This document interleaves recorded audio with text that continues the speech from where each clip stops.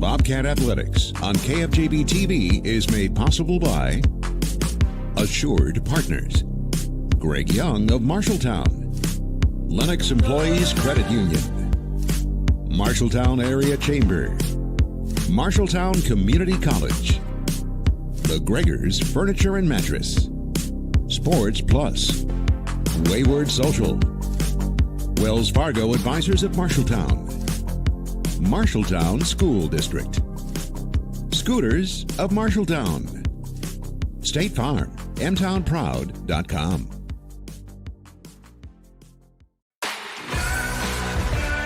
Touchdown, Bobcats, Davis Ragland, pick six. Feldman, that one will get in. That's a good point right there. A shot coming here, that's a goal! Lifted to left center field, gets off the warning track into the wall.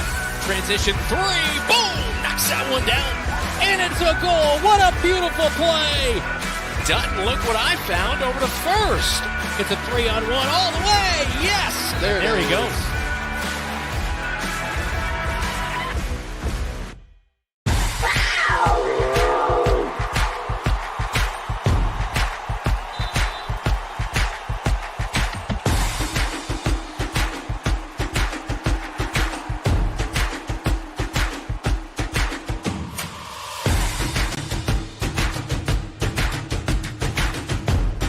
Over the middle of the field, beautiful one-handed catch by Johan Gomez. Moves the chains up near the 30.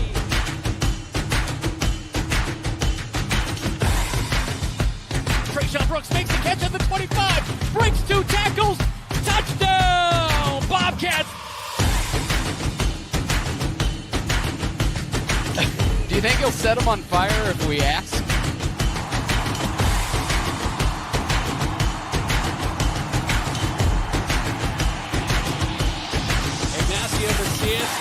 Hi, Mom. On KFJB-TV, it's Bobcat Game Day Live. It's week number 4 as the Marshalltown Bobcats on the road at Lynn Stadium. Brandon Lewis still in the dome alongside me. As the Newton Cardinals play host, it's homecoming for Newton. A lot on the line here tonight for the Bobcats, an 0-3 start. Been a rough start. Going to have to get a lot of things right here tonight to come out with a victory, Dylan. Bobcats are going to have to be able to be effective in all 3 areas of the game. Last week, Johan Gomez's return, they punted the ball a lot better, but the only reason we know that is they had to punt a lot because the offense was inefficient until late. So Bobcats have got to be able to move the sticks to keep Newton's offense off. And then they have got to corral that quarterback run-pass game. They did not do a good job against Davenport last week, where big first downs were picked up over and over from a somewhat mobile quarterback. Yeah. Bobcats will try to get the victory, something they haven't done against the Newton Cardinals since the 2020 season. Coming up, we will get you ready and set to go for week number 4. This is Bobcat Football. You're watching KFJB-TV. When Mike Overton moved to Laurel, Iowa, he had a vision to have a diesel repair shop that would support his growing family and passion for working on diesel engines. Being part of the East Marshall community means ensuring that farmers, truck drivers, and businesses run smoothly. With a large building and state-of-the-art equipment, Laurel Diesel Services is always up for a challenge. When your farm trucks, semis, or other diesel equipment requires maintenance or the occasional repair, take it to Laurel Diesel Services. At Greg Young Automotive, we go the extra mile for our customers across Iowa. Why do customers choose us and keep coming back? Because our commitment to exceptional service and satisfaction never wavers. With our extensive network of dealerships throughout Iowa, we leverage unbeatable pricing and offer a better inventory selection than other dealerships. Visit any of our 6 locations across the state and experience the Greg Young difference, where we'll go the extra mile for you.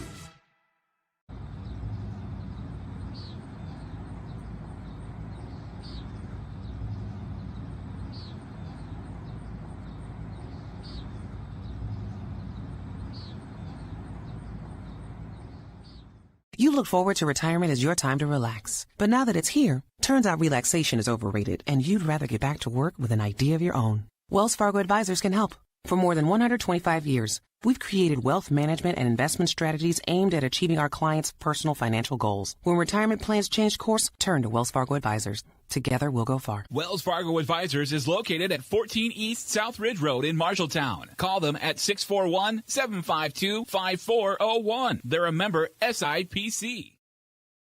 When heading to the stadium, don't forget to scoot through the Scooters Coffee drive-thru on the way to the game. With a variety of drinks to choose from, you can give your school spirit a quick boost before cheering on the Marshalltown Bobcats. Try one of the fall features like the caramel apple smoothie, a pumpkin spice latte, or maple bourbon cream cold brew to get you through the game. Scooters Coffee. Amazing people, amazing drinks, amazingly fast. South Center Street in Marshalltown. Proud to support Marshalltown Bobcat football. This is the countdown to kickoff on your home for the Bobcats, KFJB-TV. Well, the Marshalltown Bobcats 0-3 on the season, coming off a 28-14 loss on the road last week at Davenport North. Looking back on that game, what really stood out to you? Because I thought the defense played a pretty solid game against a strong offense, but it was the Bobcats' offense that really struggled through much of the night. They were out of sync. You know, it's sometimes just as simple as that. And no point when they were running the ball did all five linemen look like they were in sync with each other. Quarterback didn't seem to be in sync with the slot or the B-back, and it just couldn't get anything going underneath them. And by the time they got to being able to be effective in the air, the game was already said and done. They were down 4 touchdowns. Yeah. Well, a big night ahead of them. It's homecoming for the Newton Cardinals as both teams getting warmed up. We'll introduce you and get a scouting report on the Newton Cardinals when we come back to H.A. Lynn Stadium in Newton, right here on your home for the Cats, KFJB-TV.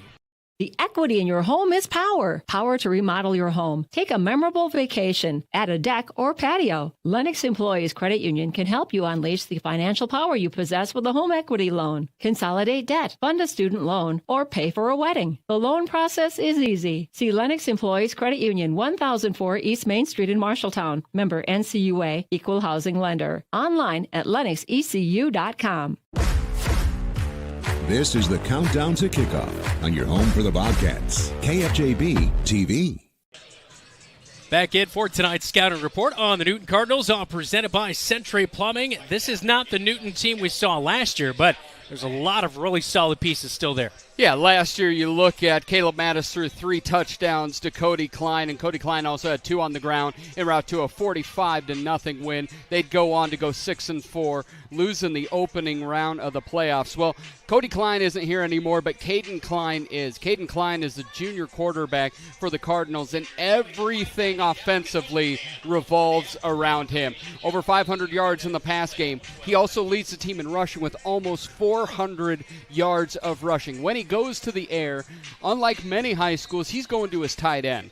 You look at Finn Martin has 16 catches, almost 250 yards, but he has thrown 3 picks. You can put a little asterisk or a star right there. Bobcats need to get a pick to stay in this game. When you look on the defensive side, Nick Milburn leads. He's right inside backer. He has 30 tackles. They run a 3-4 scheme. The 2 guys that I'm looking at here tonight is a left end in Derek Worminger and the left backer in Damian Smith. See how Jacob Hayes can read that, as those will be his keys when they're running to the right side. If those 2 can contain the Bobcats' run game, it'll probably be a long night for the Bobcats. Well, that is our scouting report tonight, all brought to you by Century Plumbing, specializing in service plumbing in Marshalltown. The Cat Connection and our pregame interview with head coach Adam Goodvin is next, right here on your home for Marshalltown Bobcat Athletics. News Talk, 1230 AM, 93.9 FM, and here on KFJB-TV. When you need a plumber quickly, try Century Plumbing of Marshalltown. We specialize in service plumbing, not new construction or large remodels, so we get to our customers faster, from clogged drains to water heaters and everything in between. We can help with a guaranteed appointment and quality, efficient service. I'm Sarah, co-owner of Century Plumbing, and I'd love to book your appointment today. Call 641-750-0108. That's 641-750-0108.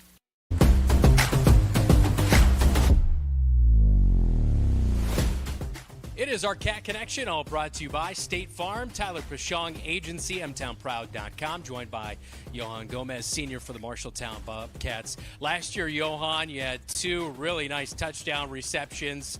Obviously, on the defensive side, you got after it, 1.5 sacks. You had a punt block return for a touchdown against Ottumwa. So, you really knew how to step up those stats when you got in there last year. Being able to look back on last year and coming into this year, how much growth would you say you had last year that kind of propelled you into your senior season? I feel like it helped a lot because I really got exposed to being out there the whole time and depended on to make plays. So I feel like it kind of gave me the strength and confidence to go out there and make those plays. Yeah. As far as, strength and confidence heading into this year, what did you really work on in the offseason to get maybe your body or, yourself just physically ready to go this year? Definitely more endurance. I've just worked on that so I'd be able to perform better and be able to have more of a gas tank on in defense and offense. Last week, you were out there against the Davenport North Wildcats, and you registered 3.5 total tackles. What was that feeling like to get back out there on the football field last week? It felt great. Definitely an opportunity for us to show how we could be on defense, and we'll be back for sure. 6 punts last week, 36, just over 36 yards per punt. I know you have a soccer background, so how much do you think that kind of helps you out there punting? I feel like that definitely gave me the leg and the power because it's been a long time playing that, and I feel like it just helped a lot. Yeah. All right, so will Scott Johannes and the soccer team see you out there this spring? Oh, yeah, he will. We've seen Luis Monghay be really good this year as well, too. He nailed a 40-plus yarder earlier this year. How much do you guys have kicking competitions out there practice? Yeah, not really competitions, but we try to help each other get better. Yeah. That's awesome. I know he's another soccer guy. So how much do you think, soccer is obviously a big component in the community. People love their football as well. So how much do you think kind of soccer really helps kind of play a role into the football side to be able to, recruit Luis out to play? Just as much people we could get, it doesn't matter what sport you play. We need bodies, and if you could help with the team and you got the effort, and then we'll take you. Yeah. Newton Cardinals, your opponent tonight on a Football Friday night. So when you look at this game, you obviously want a little revenge against them from last year. How are you, Lincoln Barker, Ignacio Macias, Nacho, going to be able to generate some pressure on that defensive line? So we're definitely hoping to be way more explosive this week and just generate that pressure to the quarterback and just take it to his face. Yeah. Of course, it's your senior year. What other activities are you involved in during the year? Wrestling and soccer. I did track a little bit last year, but we'll see if I do it again. I can tell track is not your number one favorite sport. Yeah, definitely not. I know you're a heck of a wrestler out there. How much do you think that kind of translates to being a defensive end and maybe wrestling so much about getting, the right form, and then also who's the lower man, right? Yeah, definitely. The leverage is a big thing on that defense because you just got to get down and low to make those plays. Yeah. Senior year, I know you want to enjoy it, but do you have any plans after your senior season? I'm hoping to continue football, maybe. All right. Yep. Good deal. Well, best of luck, Johan. Appreciate the time. Thank you. That is Johan Gomez with us on our Cat Connection, all brought to you by State Farm, Tyler Pashong Agency, mtownproud.com.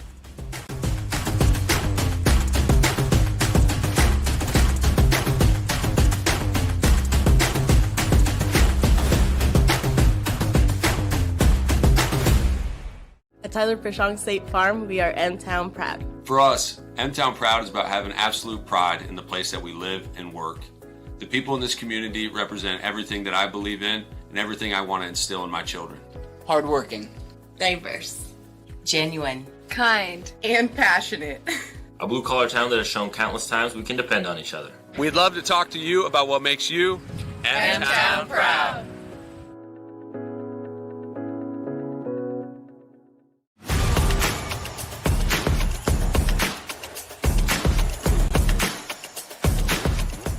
Welcome Welcome back into the countdown to kickoff. It is Newton and Marshalltown tonight, area rivalry game here on KFJB-TV.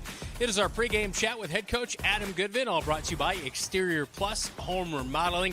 Coach, on the road here tonight, back-to-back weeks. Of course, your team on the road last week at Davenport North, 28-14, the final score in that one. I know you guys off to an 0-3 start. It may be externally, internally, some can focus just on that, but how much do you preach to your team, kind of trust in the process, new offense, a lot of new features, guys maybe playing in different positions than they played before, that kind of thing? How much do you focus on kind of big picture? A lot. This is not the start that we had hoped for or anticipated, and we all know that. And we tell the kids you can look at it one of two ways. You can sit here and pout and cry about it and feel sorry for yourselves, or you can get back to work the next day and really focus on making sure that you're doing your job and getting better every single rep. So. And I think for the most part, our kids are doing a solid job with that. I think we're still trying to build habits that that are going to lead to success, and it's a process. It takes some time, but I think our heads are where they need to be, and we're looking for some continuous growth out of that part. We talked a little bit about Jacob Hayes last week in the pregame chat, and also our Cat Connection. He ended up being our player of the game last week, and I just thought we saw a much different Jacob Hayes there at the end of the game. Threw a touchdown pass. He put a shoulder down, ran over a guy that had been over him, after him all throughout the night, so had a rushing touchdown to go along with it. Being able to see him kind of finish a game like that, how important was that? It's huge. He's a tough kid, and he's a competitor, and we have got a lot of expectations for him, and he's got expectations for himself. And, he's just another one that we're plugging away, making sure that he's getting better on a daily basis. And, we're learning from film, making sure his feet are where they need to be every single play, and just being consistent with everything we do. So, he's a leader, and like I said, he's a competitor. So very proud of him, and hopefully he can continue to show growth. I don't know, looking back at last week, I don't know if special teams got enough love last week, because I felt like special teams was pretty good. They forced a fumble and a turnover in that one. Also, Johan Gomez was back at punting, averaged about 36 yards per punt. So what'd you make of special teams? It looked like one of the best performances of the season. Yeah, it's better. I think as a coach, you're always nitpicking at a lot of the small things, and whether you're staying in your lanes on kickoff, little things like that can make a difference in the game, and we learned that firsthand, back in week one. And but yeah, there was improvement in our special teams, and Johan was definitely a big piece of that. Seems like Duncan Furch really has things going on the defensive side, really kept you hanging in there in the first half, especially with a goal line stand right before halftime. Seeing Ethan Gorsuch and Sam Griesel team up on that play, how important was that kind of at that point in time in that game? Oh, it was huge. Being able to go into half just down one score, we were feeling really good. We were, and that was a big play, a great play to hop on that, and a momentum swing going into half. And we came out and we weren't able to capitalize on that. And, again, I think it's a lot of small things that we need to fix, and we can't just be settling with where we're at the moment. I know we've talked a little bit about the young development of some of the sophomores specifically, but, some of the upperclassmen taking care of their business. But to see J.J. Schoenfelder come in there at linebacker, 6 tackles last week, Jamison Niehaus stepping up in that role, 5.5 tackles last week, not only to be out there filling a role, but also producing in those roles. How important is that to kind of the forward progression of what you want to accomplish defensively? It's huge. Those guys, those two specifically have – they're getting their first taste of varsity football on the defensive side, and it kind of forces them to toughen up and play physical football. So I'm hopeful that that's going to benefit us as a team, throughout the next few years, and obviously throughout the rest of this season. But very proud of them and how they're working and picking up on things. Yeah, and you mentioned that, picking up on things and also the physicality. That's one thing I would think for the younger guys stepping in is not so much, they've got the talent. Obviously, they wouldn't be put in that position, but being able to match and be physical against seniors who maybe have been starting for a couple of years, maybe a big ask for a sophomore to step into that, but to meet that has to be very encouraging, knowing that the guys are rising to the occasion. Yeah, it's a tough position to be in, from a physical standpoint, just the age gap, and they're very tough kids. They're competitive, and I think the fact that we got them out there and we trust and believe in them, and so do their teammates, really helps their confidence to go out there and make plays. Yeah. We're locked in on the Exterior Plus Home Remodeling pregame chat with head coach Adam Goodvin. We preview the Newton Cardinals when we come back right here on KFJB-TV. My name's Lake Schultz. I'm the co-owner of Exterior Plus Home Remodeling. At Exterior Plus, we truly strive to build relationships one customer at a time. And that's why we're the Midwest's #1 choice in full home remodels. Located in Marshalltown, Iowa, as well as Lincoln, Nebraska, we pride ourselves in providing quality service on time, every time. Give us a call for a free inspection and estimate at 844-261-6111. That's 844-261-6111. Thanks. Talk to you soon.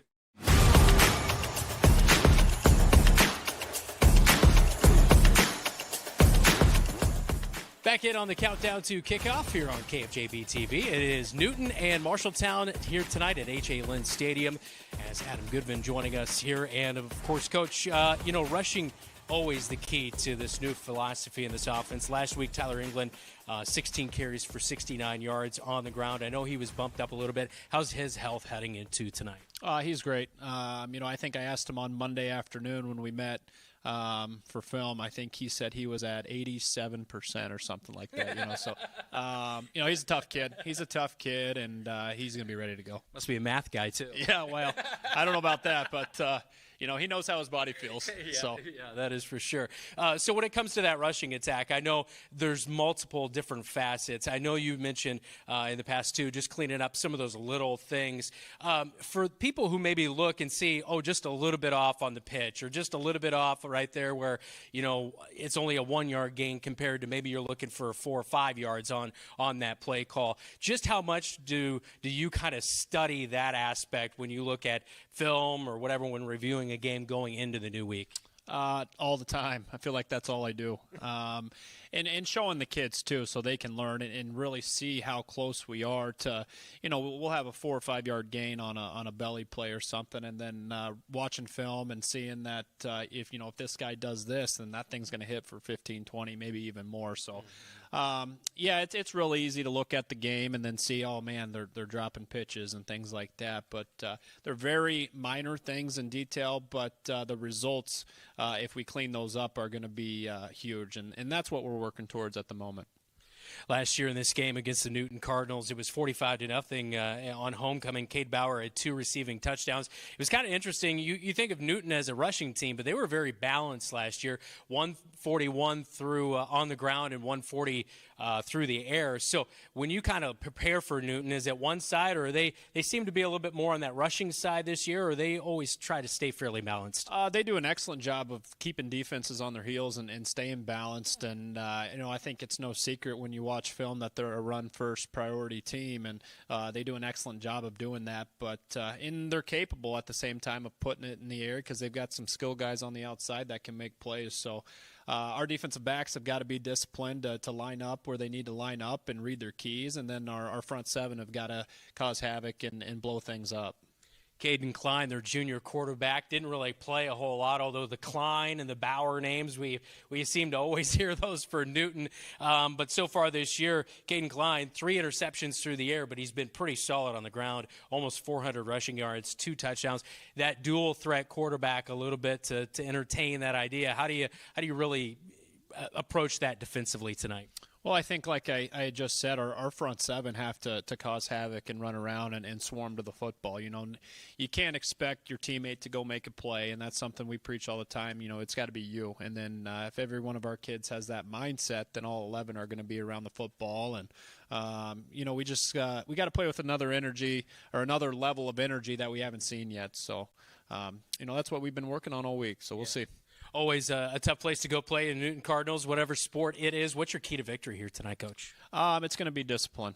We've got to be disciplined to line up. We got to be disciplined on our reads and our keys, and disciplined to execute plays. So, in my opinion, that's what it's going to come down to. Good luck tonight. Appreciate it. All right, it's the Cards and the Cats coming up in just a little bit.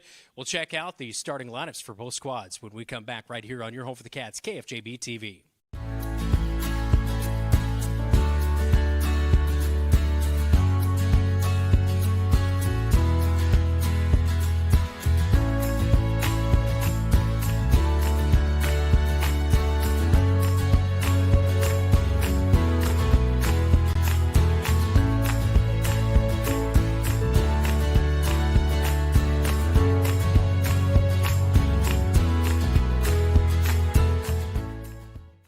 Bobcat Athletics on KFJB-TV is sponsored by the Marshalltown School District. Embrace the lead. Scooters of Marshalltown. Amazing people, amazing drinks, amazingly fast. And State Farm. mtownproud.com.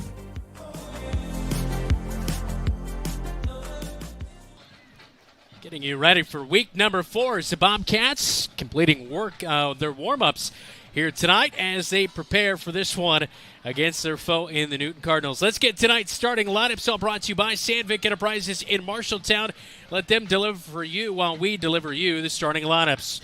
All right, first up for the Newton Cardinals here tonight offensively, it'll be Caden Clyde at quarterback, as 390 rushing yards, 2 touchdowns. Quan Coley is his running back, 86 rushing yards and a touchdown on the season.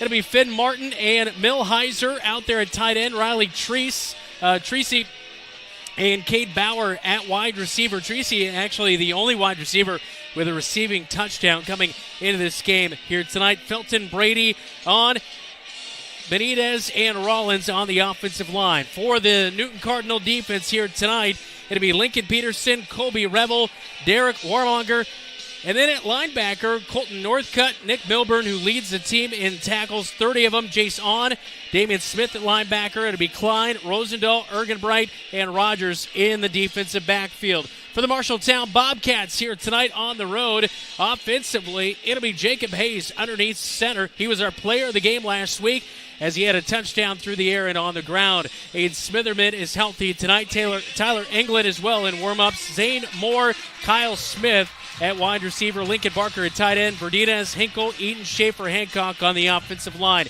On the defensive side of things for the Bobcats, Lincoln Barker at Ed, as well as Johan Gomez, 3.5 tackles last week. Jackson Hinkle at nose tackle. Niehaus, Ragland, Schoenfelder, Wilder at linebackers, and it's Perez, Pramada, Smith, and Griesel in the defensive backfield. That's our starting lineups, all brought to you by Sandvik Enterprises in Marshalltown. Kickoff between the Cards and the Cats coming up from H.A. Lynn Stadium in Newton, next on KFJB-TV. Life can take unexpected turns. Maybe you started college, but life got in the way. At Marshalltown Community College, we understand. It's never too late to chase your dreams. Come back to where your journey began. Rediscover your passion for learning and let us help you achieve your goals. Schedule a visit today at MarshalltownCommunityCollege.com. Marshalltown Community College, a step in the right direction.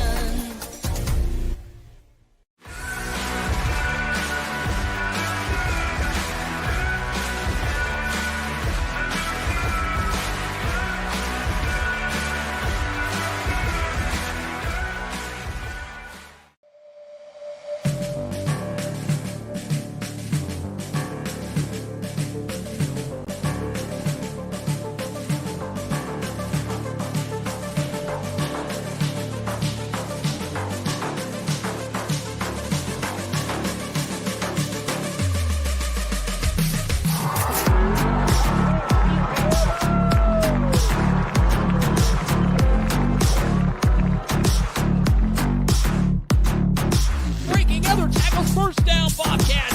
And this one's going to be blocked back at the 10-yard line. Touchdown, Bobcats. Pass over the middle of the field, and Johan Gomez catches it. 25. He's loose all the way in for a Bobcat touchdown. One man to beat, and he And Ignacio Macias, he comes out of the pile with it. Bobcat football starts now.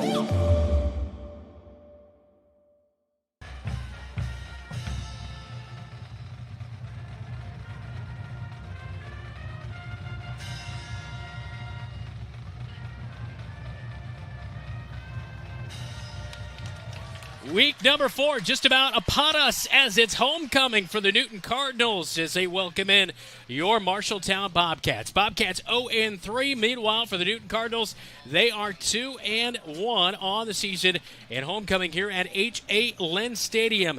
6-4 against the Marshalltown Bobcats since 2008, but as of recent, the Newton Cardinals have owned your Marshalltown Bobcats, holding the Bobcats to just 55 yards last year in a complete blowout, 45-0, as Marshalltown last beat Newton back in 2020, 42-8.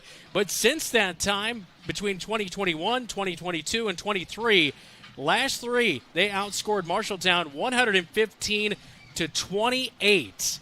And that is the key right there here tonight, because the Bobcats got to put some points on the board. Last year, it was an avalanche. 2 years ago, it was a heartbreak where the Bobcats had chances to win that, but it has to. They have to be able to put points on the board. They've got to be able to slow down Klein in that whole offensive attack. I really think it would be a great opportunity if that defense can get a turnover or a big stop early, put the offense in good position to just get a score quick. I think that confidence goes up, and they start to bow their chest a little bit more, and they'll be able to compete on the road down in Newton. Let's get tonight's keys to the game, Dylan, sponsored by First Rate Real Estate, FirstRateTeam.com. Marshalltown, it's every step you take. We talk a lot about just the movement and the rhythm of the offense. One thing that I think goes a little unnoticed is Jacob Hayes was in the pistol 90% of the time last year. In this new offense, he's under center every time. So it's not just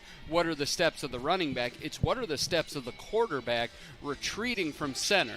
And all that has to be together in the dance. So I know Coach talked about it last night in Bobcat Live, really working on that footwork coming back from center. I think that's a huge key, just be in rhythm. On the flip side, it's the Klein catalyst.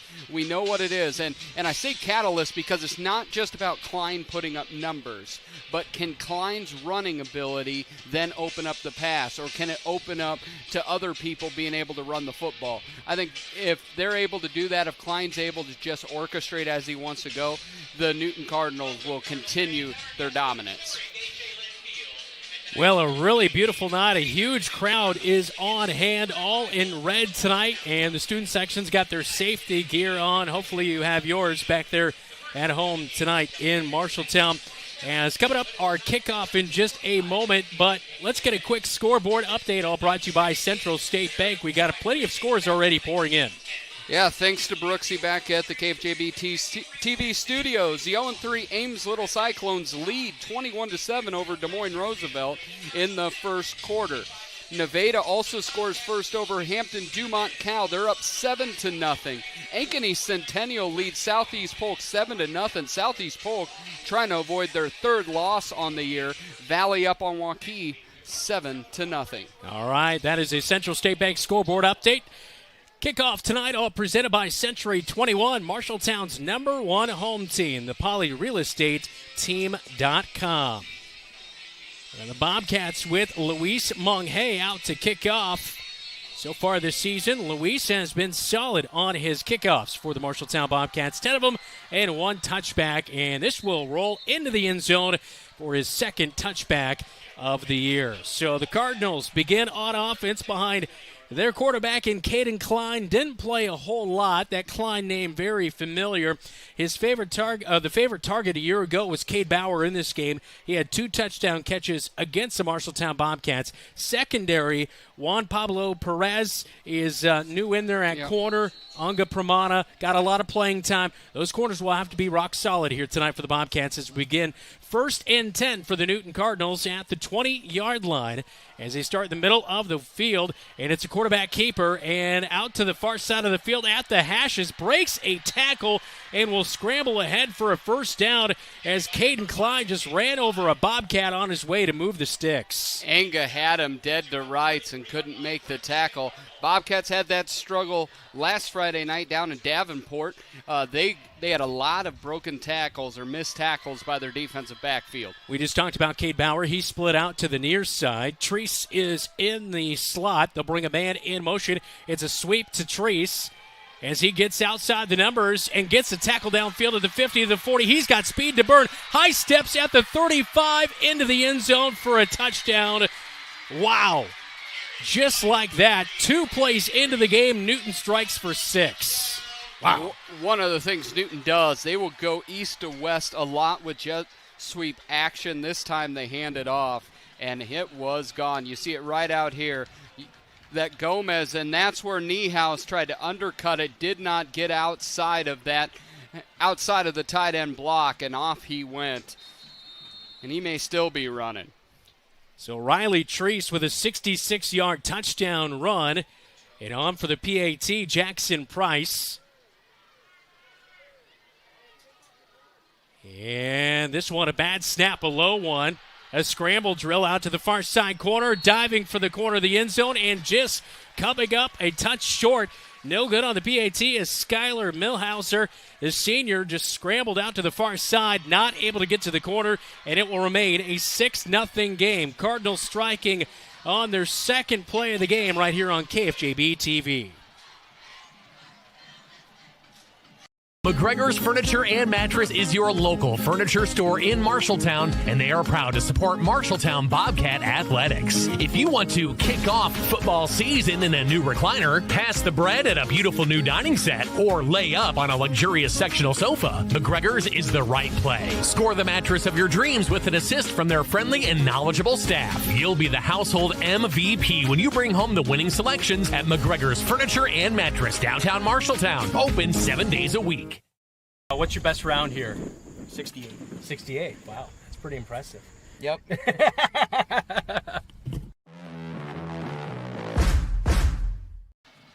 Just 41 seconds into this game, striking for 6 on the second play of the game. Riley Treese. We'll take a look at that last play coming up in a moment, but our kickoff tonight all brought to you by the Pauley Real Estate Team, Century 21. And kickoff fielded at the 2-yard line by Aiden Smitherman. He'll come out to the near side, up at the 20 and pushed out of bounds, just shy of the 25-yard line. So 2 plays into the game, and this is the play right here. This handoff sweep to Treese, and 66 yards later. But, boy, good blocking downfield, Dylan. It was great blocking. It all started. Oh, my goodness. He depleted him. That was number 23, Coley, the running back, just depleted. I believe that was for the Bobcats, Juan Perez, but my goodness. Bobcats starting at their own 24-yard line. Ball on the near side hash. Their first offensive possession is Jacob Hayes. Checks the wristband. As he's underneath center, he'll bring a man around the edge. Hand off to Ragland on first down. And he'll dive over the 25 to the 26-yard line. And actually, you know, that was Tyler England who got the first carry of the game as he kind of rolled up on his offensive lineman, Jackson Hinkle, as he looks to be okay, but never like that as a big man getting rolled up on from behind. It'll make it a second down and 7 to 3-yard gain for England. England's had a good start to his sophomore year, over 150 yards rushing to lead the Bobcats. Hayes brings Smitherman in motion, handoff to England off of right guard, and he's driven back by 4 Cardinals. Boy, they are hungry here tonight and getting after it early. And that's where the Bobcats have really struggled. Mason City, the line held their own pretty well. Since then, that line has struggled. Here we see just crashing in, and England runs right into a bunch of black shirts right there. Oh, you had to say black shirts. You know I hate Nebraska. So do I. It's one of the things we love most about each other. And I hear that Illinois has already scored on them. Oh, so. Good. I not to talk about gambling, but I took Illinois. Because you would have told me to take Nebraska. No. Hayes snaps it on third down. England gets the carry, and he'll fight off a Cardinal initially. He's up to the 30, as that will be another 3-yard gain, but it'll be well short of the first down. It'll bring up a long fourth down situation here. So as we take under 10 minutes in this opening quarter, Cardinals already on top 6-0. They're about to get the ball back as Johan Gomez is out to punt. That was a one real bright spot last week. Johan Gomez, 6 punts, averaged just over 36 yards per punt. You'd like to see him get some – he had a couple line drives last week. You'd like to see him get this one up in the air. This one is away and boots it well over the 40. Caught back at the 30-yard line as Bauer will have it. Here he'll come up the hashes and brought down at the 42-yard line. So pretty good return right there as Cade Bauer on the return. He came in just 3 returns, averaging only 1 yard. Right there, he picks up a good 13-yard return. And this is where you can't let one big play become 2 big plays, become 3 big plays. It's 6-0. It's not the end of the world, but the Bobcats did not look good on that last session or the last drive by the Cardinals. Klein has 3 backs and then moves them all out to the far side. So 4 wide receivers split out to the far side, 1 to the near side. And it's a wide receiver sweep out to the far side, and it's caught. And there's plenty of room up over the 50, down to the 40, and marked down inside at about the 36-yard line. Quick swing pass right there as they switched things up. It was Caden Klein who was actually the quarterback who caught that one as Cade Bauer delivered the pass. They've got all the trickeration, but more importantly, they've got all the yards. They are just dominating the Bobcats at all levels. Bauer now splits back out at wide receiver, and Caden Klein is back there at quarterback. Brings a man in motion from left to right. Looks to pass, and that man who went in motion, it's in and out of the hands of Finn Martin, his intended target.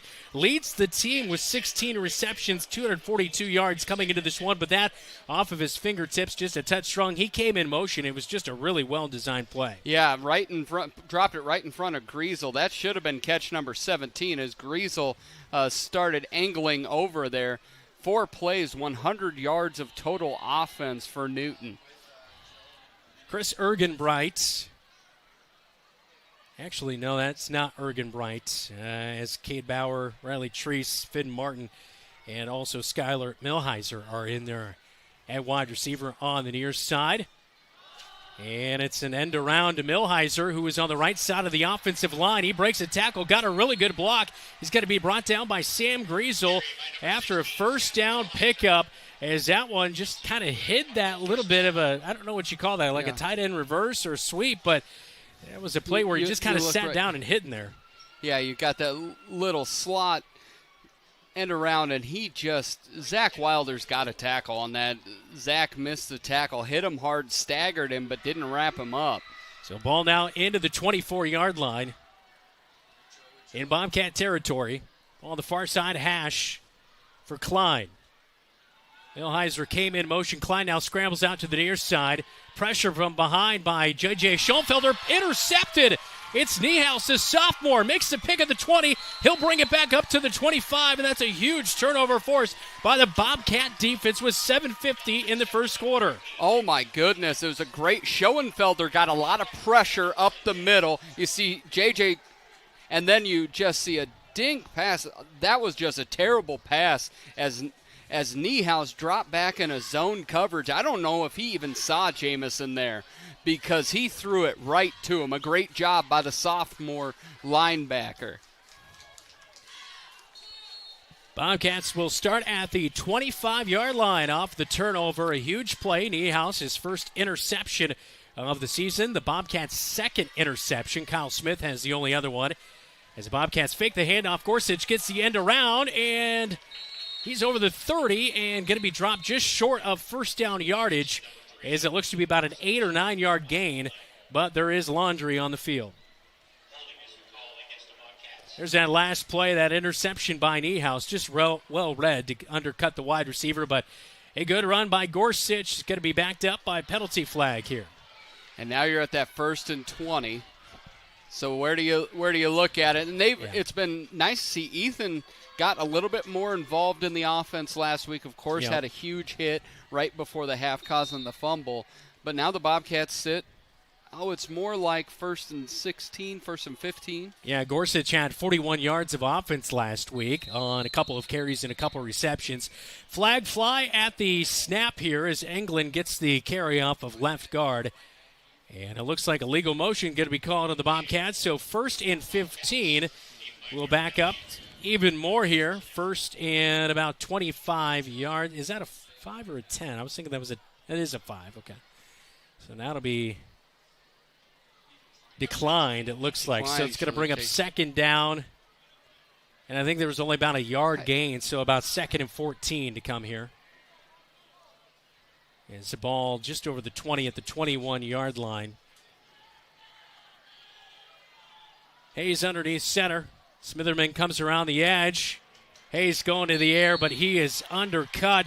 As coming off the edge, Damian Smith. He'll pick up his first sack of the season as he had 13 total tackles. He'll pick up a TFL on Hayes and the sack. So that's going to back him up all the way inside the 20 at the 18-yard line.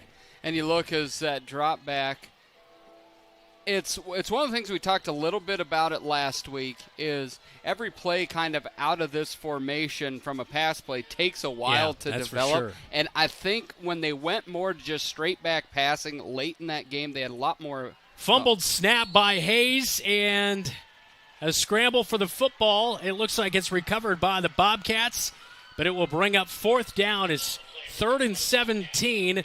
And it looks like a loss of maybe about a half yard. So 3rd and 18.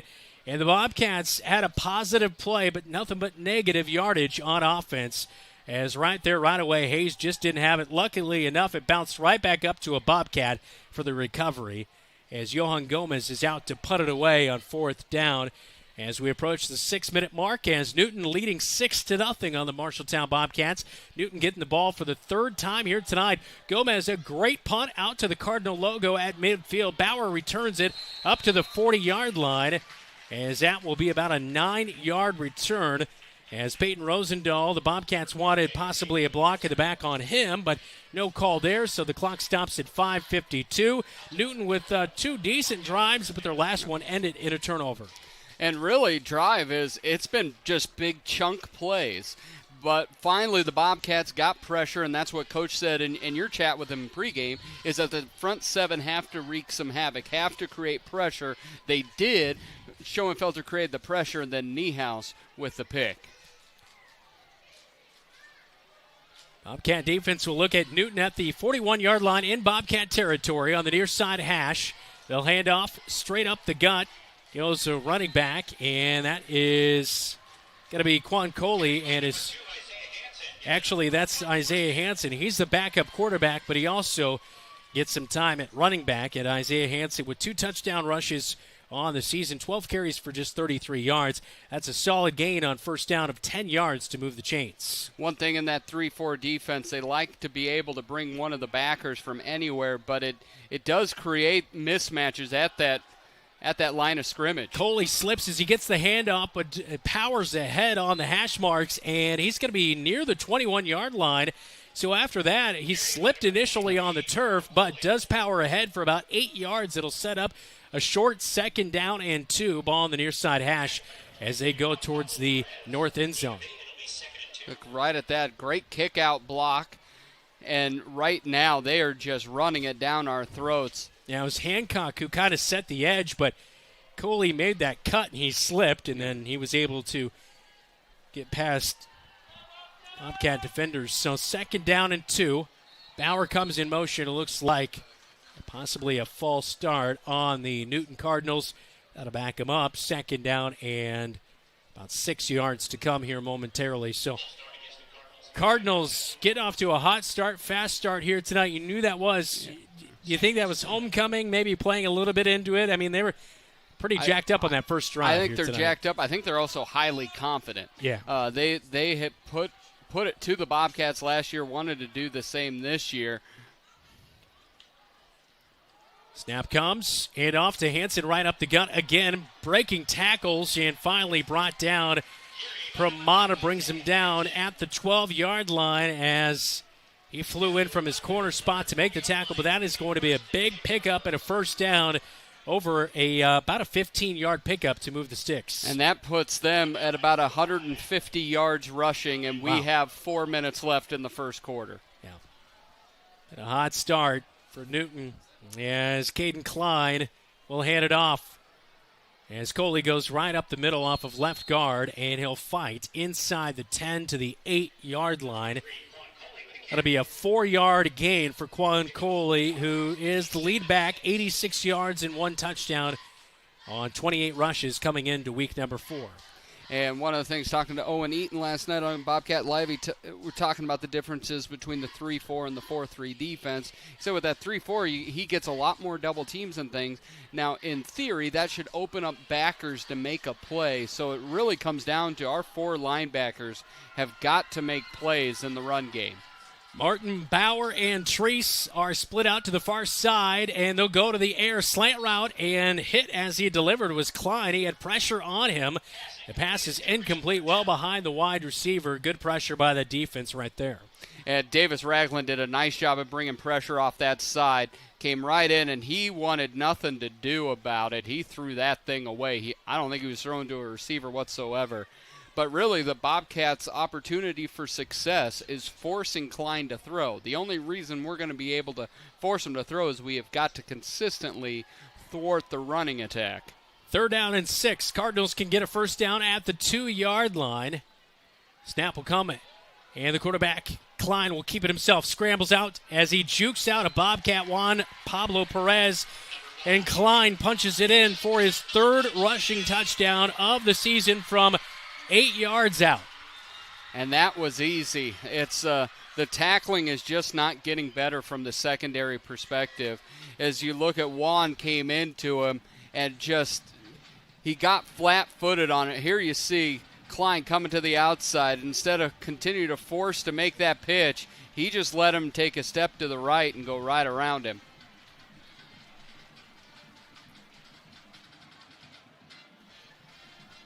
And Newton, of course, missing the PAT on their last possession, will go for 2.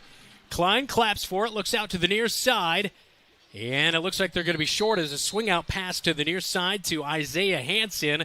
Flags flew, but I think there might have been a legal motion. Yeah, false start by the Cardinals wide receiver, split out to the near side. Bobcats will decline, and that will keep the score at 12-0. 3:14, first quarter. It's been all Cardinals here at H.A. Lynn Stadium on KFJB-TV.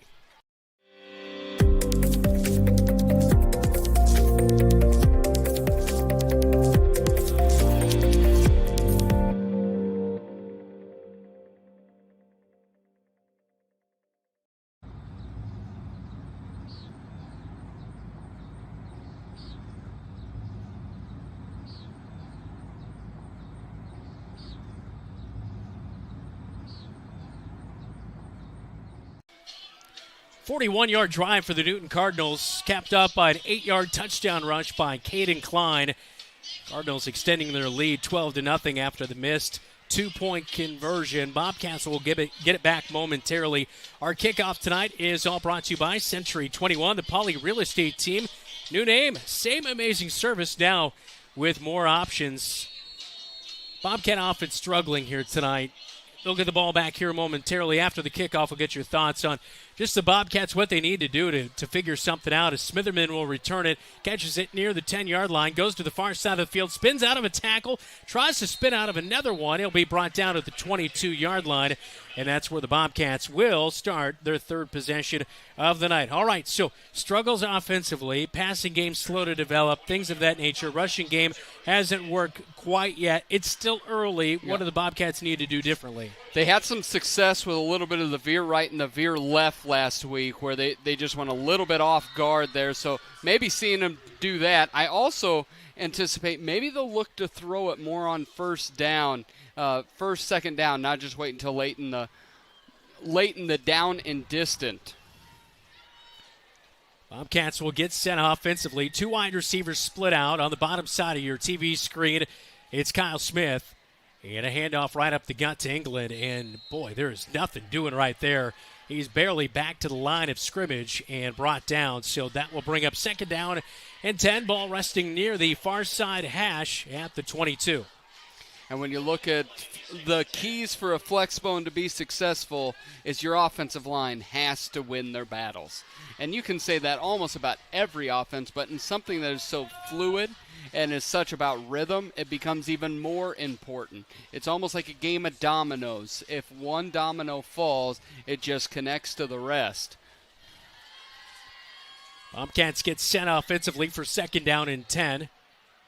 Bobcats will pitch out to Gorsuch on the far side of the field. He'll gather it in, works his way up near the 30-yard line. I think about a yard short about of the 29-yard line. So it's going to be a decent gain of 7 yards. It will set up a short 3rd down, but we do have a Bobcat down on the play. It's Owen. As Owen Eaton, who played at center last week, got the start at center here tonight. He is down as Avery Mobley, the trainer for the Marshalltown Bobcats, is out there. 2:14 in the opening quarter. 12-0 Cardinals with the lead on top of the Bobcats. This is your home for Marshalltown Bobcat Athletics, KFJB-TV. Sportsmanship starts with us. As a student athlete, I need to model good behavior and represent my school appropriately. That means respecting my teammates, coaches, opponents, the officials, and fans. If I do that, so will others, and being a good sport becomes a way of life. To all of Iowa's student athletes getting ready to compete, remember, sportsmanship starts with us.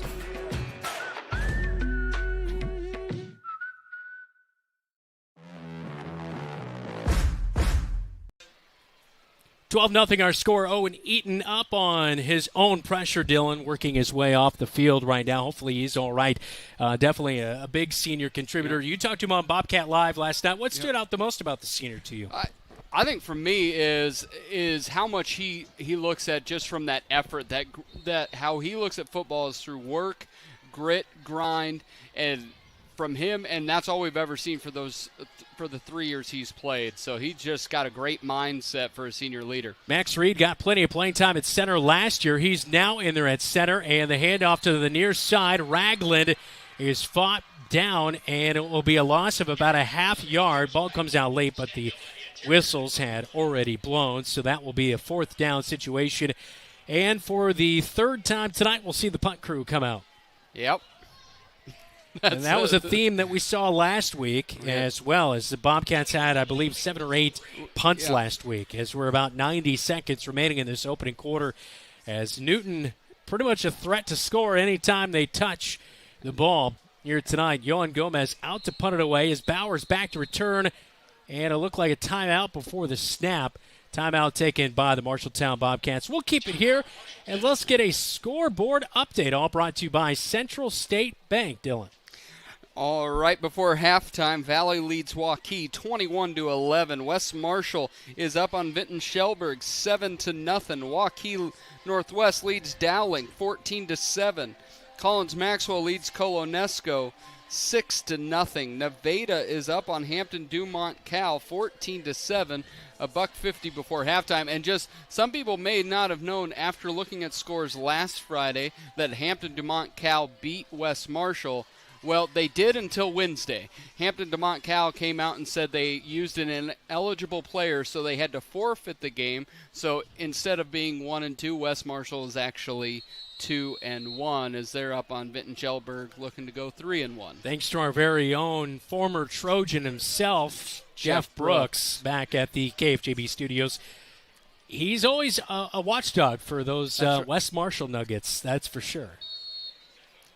How's East Marshall doing against Grundy Center tonight?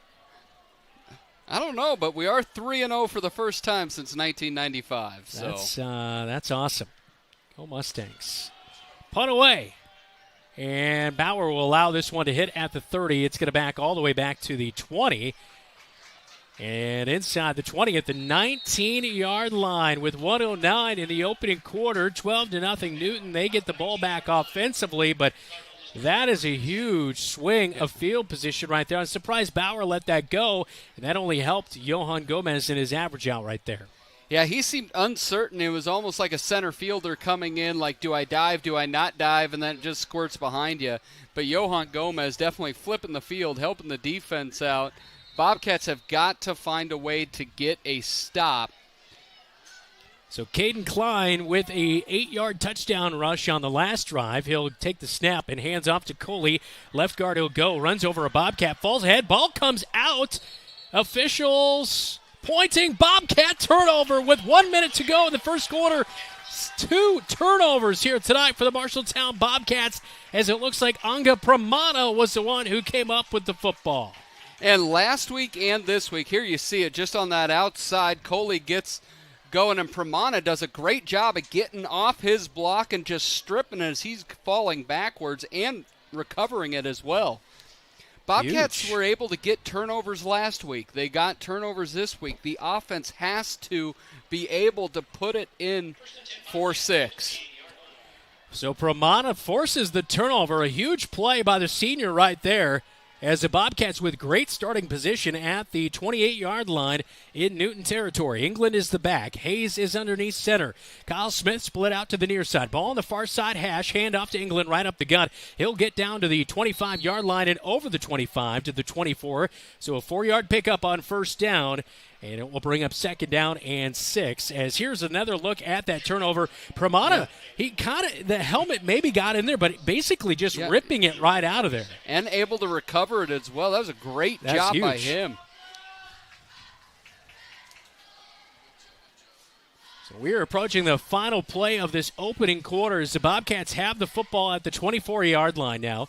2nd and 6, ball in the middle of the field. A pitch out to the near side. Here comes Smitherman, and he is going to be hit high, and that's going to be a loss for the Bobcats of nearly 4 yards. We'll see where they officially spotted here. The ad is a 4-yard loss. So 2 steps forward and 5 steps back here tonight for the Bobcats. At the end of one quarter, it's been all Cardinals, 12-0. Bobcats have forced 2 turnovers, though. They have the ball in Cardinal territory when we come back. This is Bobcat Football. You're watching KFJB-TV.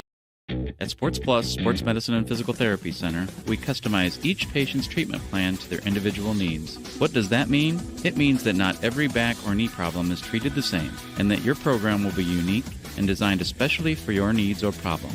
This improves how quickly you will return to work or sports.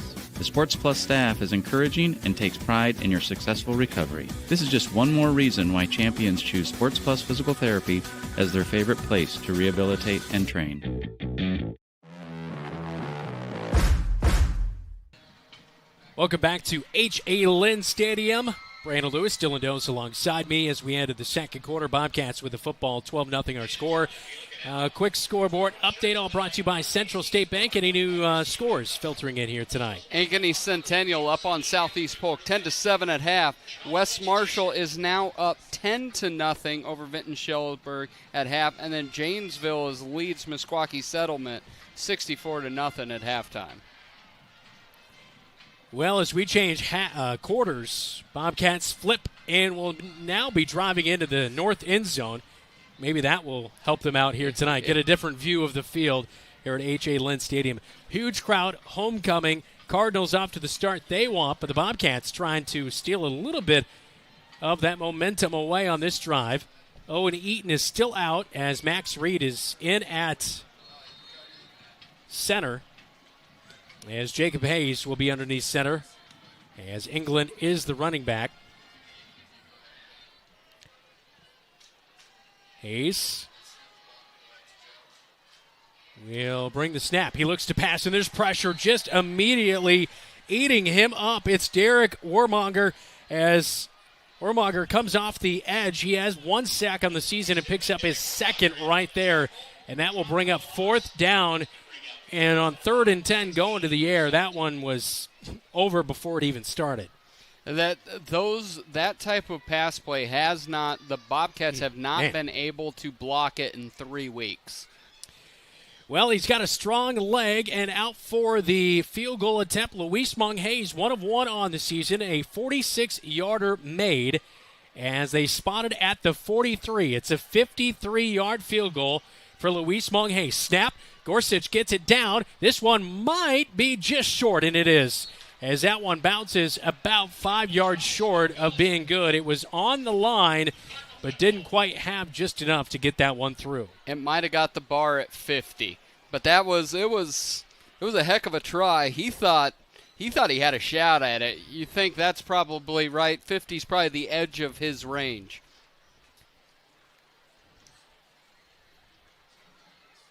And that's the one thing, if you look out there, that if you're used to watching NFL or NCAA football, you don't get a kick off the platform. In high school, for a field goal, you get a kick off a platform.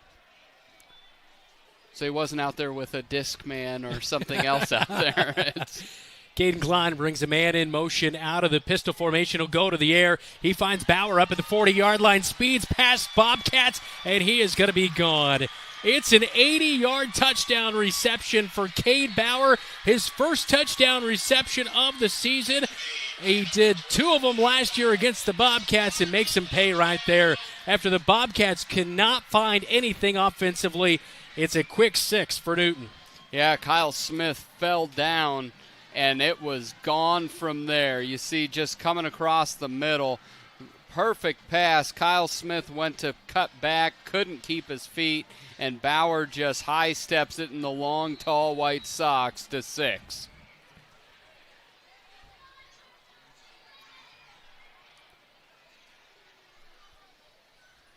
PAT by Jackson Price, and this time they have no trouble with the snap and hold. PAT is up, and it is good. And it makes it 19-0 our score as the Newton Cardinals all over the Marshalltown Bobcats in week number 4 on KFJB-TV.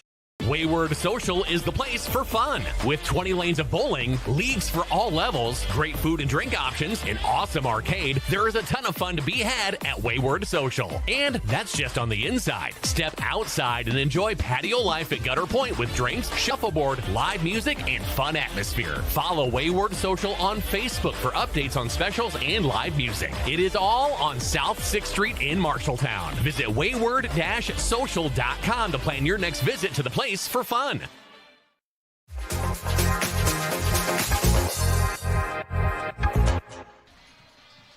Coming up at halftime, it is brought to you by Scouting America. We'll take a look at stats, adjustments, and highlights from the first half.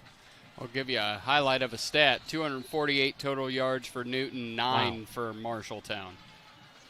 Kickoff, all brought to you by Century 21. In Marshalltown, it is away, and the Bobcats' Sam Griesel returns it back up to the 20-yard line. Not a whole lot of room to work for Sam Griesel right there, and that's where the Bobcat offense will go to work. And so far tonight, not a whole lot doing. A punt, and a missed 53-yard field goal. And there is an injured Bobcat down on the kick return, Dylan. It's Ethan Gorsuch. So Avery Mobley will check out Ethan Gorsuch, as it looks like he's struggling to get back up on his feet with 10:52 to go in the second quarter. Yeah, checking out his right knee. Yeah, it's that right knee. Ethan was pointing to his right knee like he got hit. Never like those. No.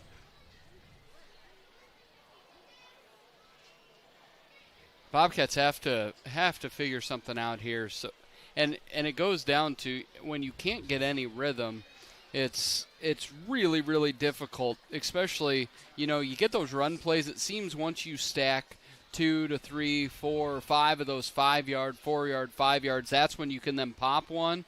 But when it's that first down, stop to the line of scrimmage, second down, stop to the line of scrimmage, it's 3rd and 12, what are you going to do? Yeah. There's no rhythm to that. Gorsuch will get up on his own accord and come off to the near side. A little bit of a limp in that right knee that they were checking out, so hopefully he is going to be okay. We talked about his impact he made last week with 41 yards. He had a couple of carries and a couple of receptions for the Bobcats. So the Bobcat offense back to work, and they start this drive at the 21-yard line on their own side of the field. England is the back. Hayes underneath center, checks out his wristband. Zane Moore split out to the far side, or the near side.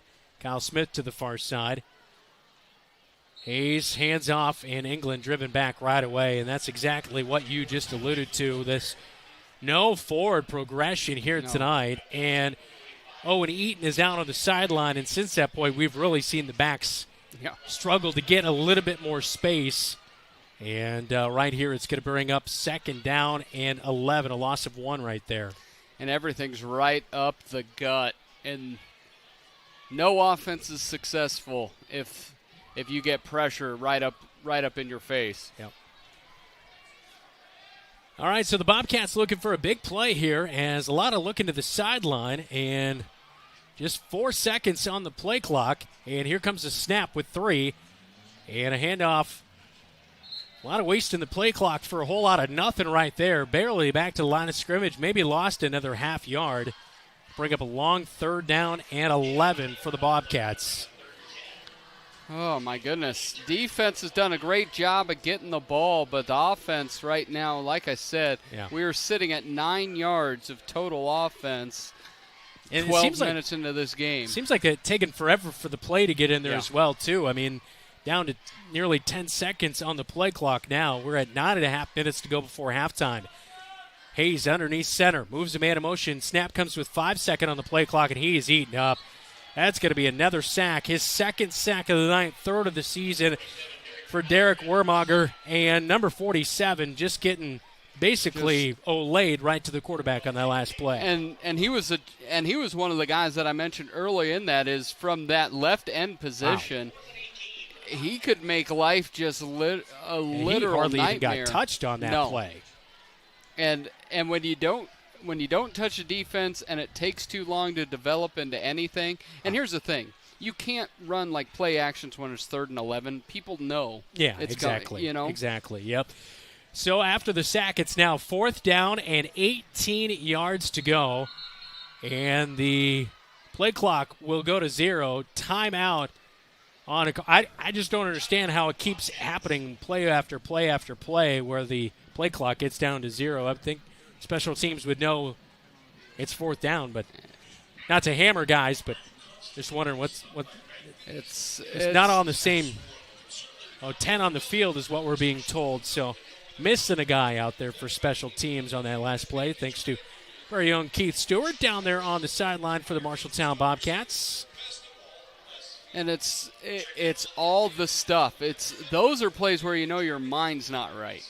That's not a skill or a talent issue. That's a knowing your mind's not right, not getting 10 out there. So 8:41 to go in the second quarter. It's been all Cardinals tonight. If you're just joining us, 19-0 our current score. Not too many times you have 19-0. No. My son loves scoregamis. Yeah. Loves them. Yeah. Yohan Gomez back to punt for the Bobcats. Low snap, hits in the end zone. He'll struggle with it, brought down, and that's going to be a safety. And when it rains, it pours, and it's now 21-0 as Yohan Gomez punching the turf, and it looked like he got his right ankle rolled up on, and just, again, when things get bad, they just seem to get worse for the Bobcats, especially when they play the Newton Cardinals. This is tough. Yeah. Yeah, you see it right there. Just a low snap, tried to go back, and then the dive as coming in to try to knock that one away for the Newton Cardinals. Nick Thomason just kind of hit that ankle of Yohan Gomez. Yeah, and you could tell it happened right away because he just, once Newton grabbed him, he just started to pull up lame in that foot. Hopefully he's okay because that right ankle, it's been about the best thing we've done with the football is his punting. Yeah. So 21-0 our current score with 8:36 to go in the second quarter as we'll have our kickoff momentarily here at H.A. Lynn Stadium. Coming up after the game, we will have our locker room report as we'll also talk to head coach Adam Goodvin after this one. Our kickoff all presented by the Pauley Real Estate Team, Century 21. Let Kristen and Kurt Pauley offer you the knowledge and service that you deserve. So 8:36, Luis Monge out for the kickoff after the safety. And so Cardinals found their 2 points they were not able to get. They get it back right there. Right, and you look at it's just discombobulated. I think the biggest thing from my perspective is, yes, understand we have now hit 1 total yard. We are now at 1 total yard. You can't even call it total yards. Yeah, last year in this game, Bobcats struggled offensively as well, as Bobcats offense only mustered 55 yards. They have -3 rushing yards and 58 through the air a year ago. Kickoff to the 30.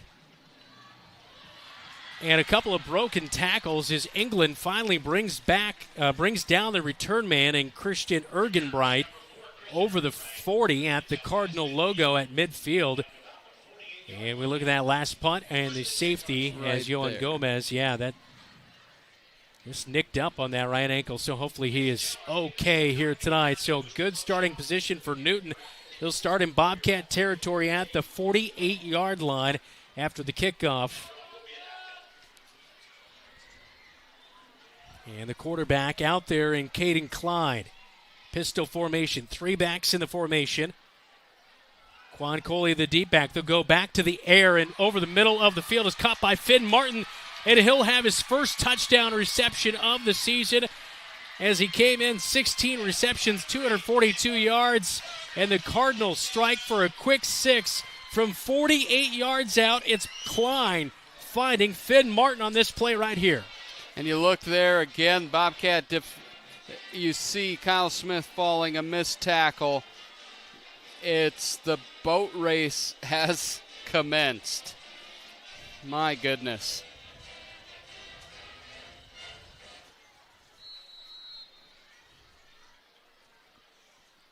So about 15 seconds later, Cardinals strike for 6 more after the 2 points. The PAT up and good by Jackson Price.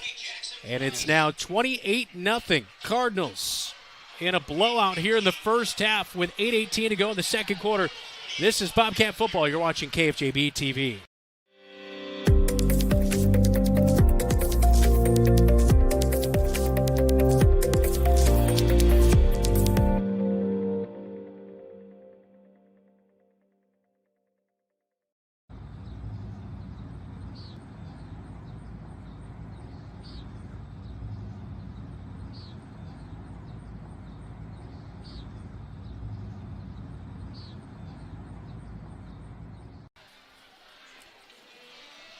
Well, the Newton Cardinals started out the season with a loss against ADM, but have figured things out. They got a 28-7 win against DCG.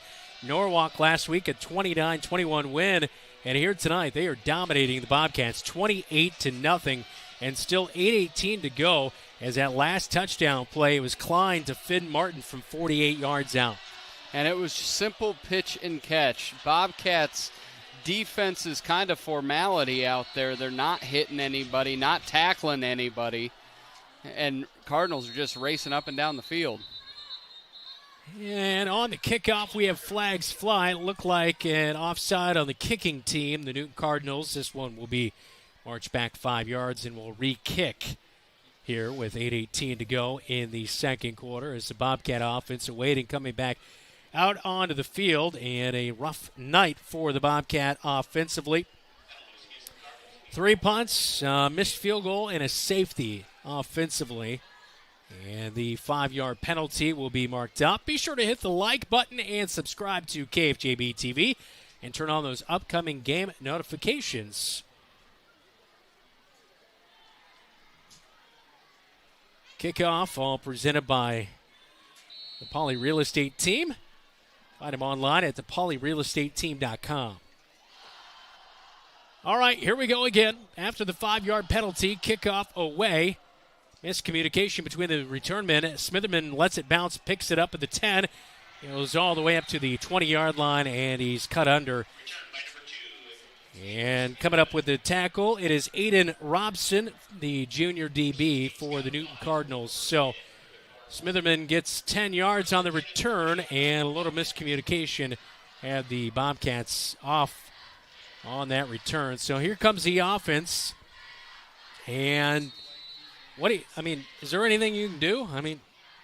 They're keying in on everything, it seems like right now. I feel like just to even be able to move the ball, it's similar to what happened last week, is you're going to have to go more to the air, more just straightforward passing attack, because right now, down 4 scores, you have not had any success, nor do you have the opportunity just to run it into the line. Hayes will hand off on first down, and England will find a little bit of room to wiggle through off the left side of the offensive line.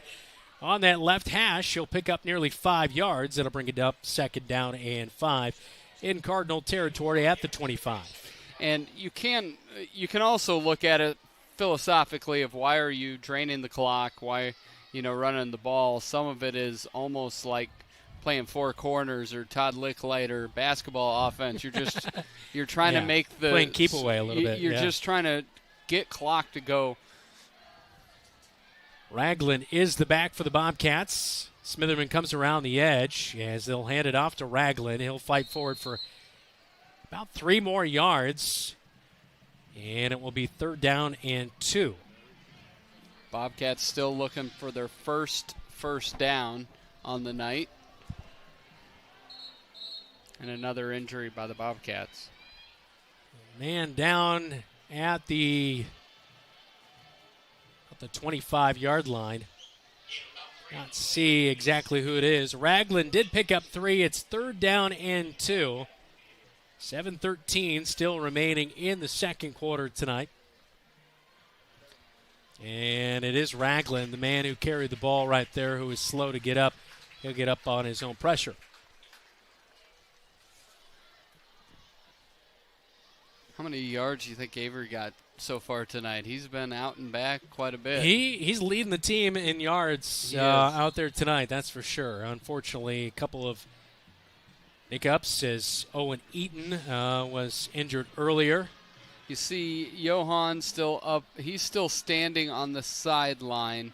Not sure if Owen is. Yeah, he's limping off the field. He was talking with Max Reed there. I think he was trying to snap it and see if he could go, but he's going to come over and sit down on the near side. So not a great thing to see right there for Owen Eaton, who just took his helmet off.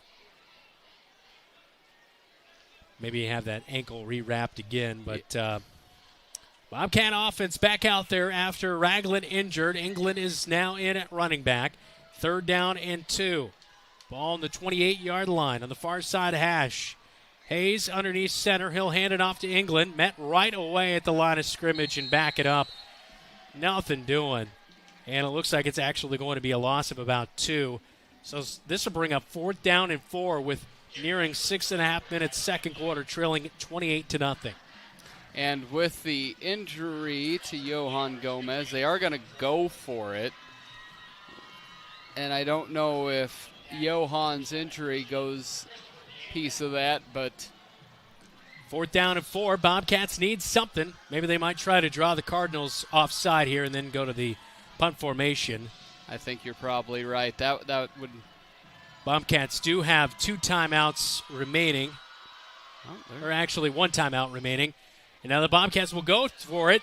Gorsuch got the pitch, and it looks like he's going to be about a yard short of the first down, or maybe right at the sticks. No, it's going to be just a first down. So he got 4, and I think he got about 4.01 yards. Yes. Just enough to move the chains right there.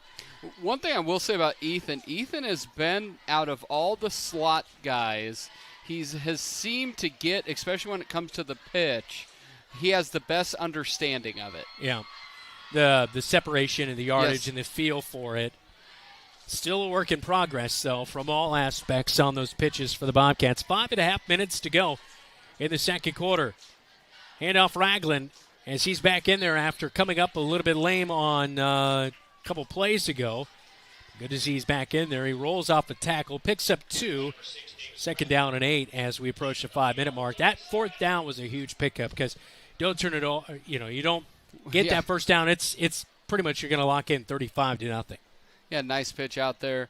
And then Ethan does a nice job of just getting up there and fighting for every inch he can get.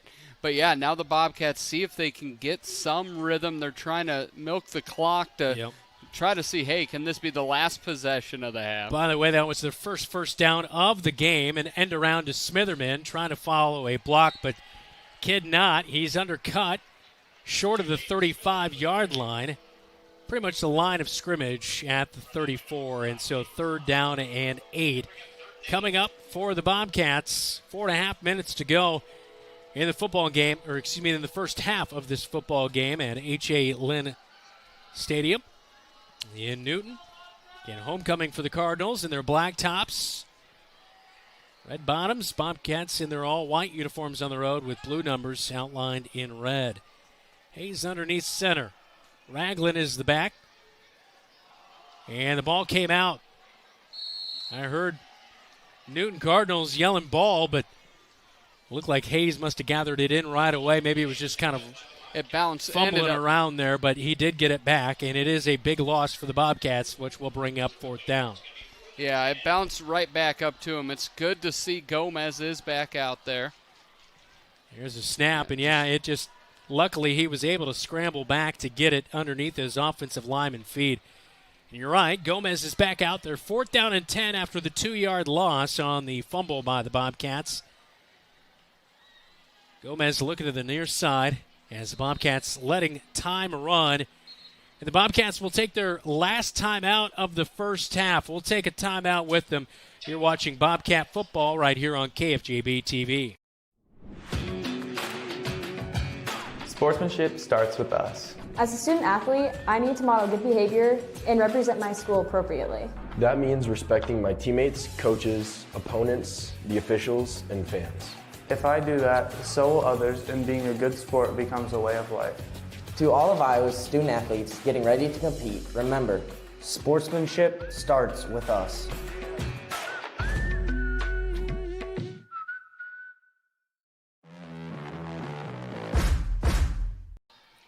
Scoreboard update on KFJB-TV, all brought to you by Central State Bank.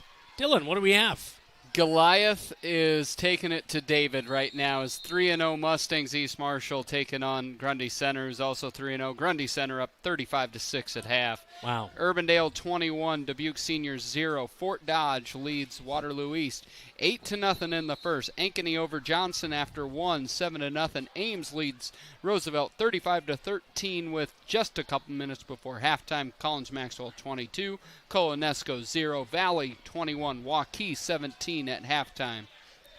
Punt away for the Bobcats on 4th down and 10 by Johan Gomez. Caught at the 30, brought up to the 35-yard line. So good coverage downfield by the Marshalltown Bobcats as the Bobcat defense will go back out. Bobcat defense, tough task here tonight. Tough ask against what's been a pretty good passing game. I know Coach talked about it.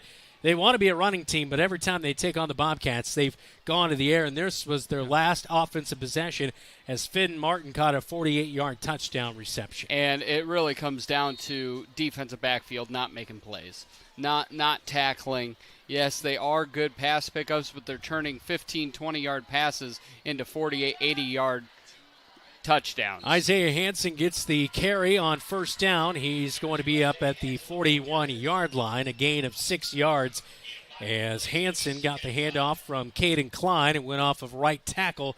They spot it back at the 40, so it's a 5-yard gain. And we approach 3. It's currently the clock is stopped at 3:18 in the second quarter. On the far side hash.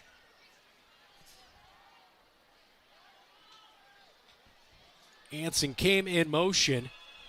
They load up, look to pass, and a good pass breakup by Sam Griesel as he reached up with one hand and knocked it away from the intended target as the intended wide receiver on the play for the Newton Cardinals was Damian Smith, the senior. Yeah, he tried to LJ knee now that thing and take that one hand in. Actually, great job. That was Finn Martin. It looked like 6 initially as his jersey was bunched up, but it was actually Finn Martin who caught the last touchdown we just showed you a moment ago.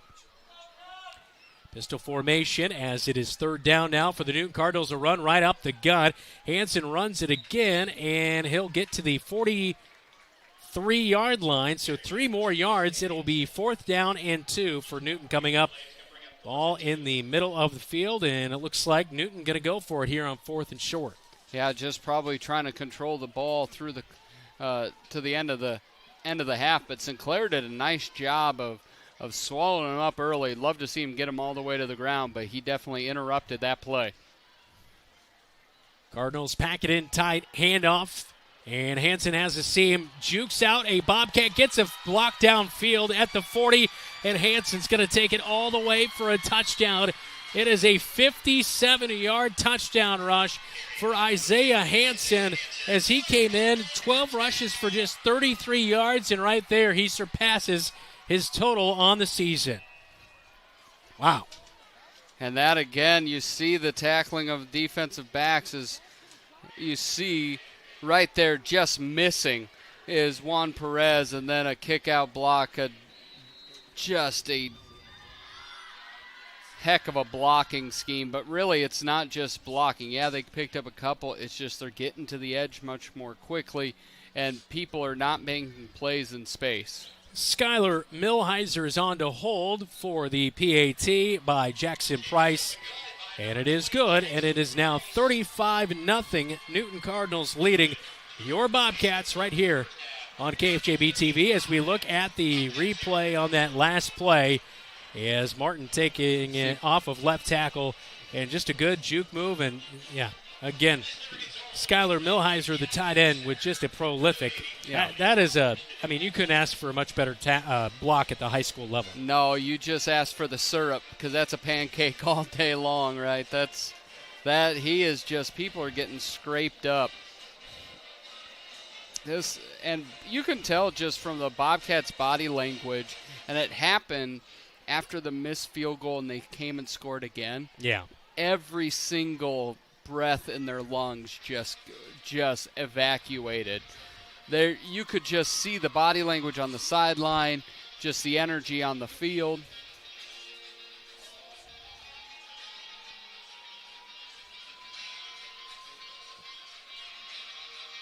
Kickoff tonight, all brought to you by the Pauley Real Estate Team, Century 21. Check them out online, thepaulyrealestateteam.com. Well, the Cardinals, unfortunately, good old-fashioned whooping here tonight, here in the first half. Yeah, it's not good. Bobcats offense going to find something to get going here tonight as they struggle. Smitherman on the return at the 10.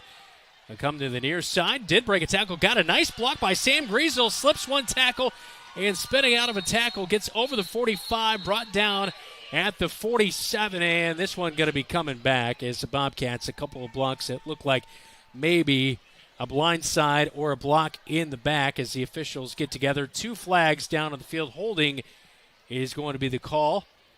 Back at the 24-yard line, so that's going to it's going to be a deep hole for the offense. Yeah. 2:13 to go before halftime. Here's the replay on the kickoff here on KFJB-TV. And it looked like, it was just Gorsuch on the backside there at the 24. And that was way out of the play. It didn't even need to happen. It wasn't even needed. You saw Sam, Aiden break a tackle, Sam with a nice block.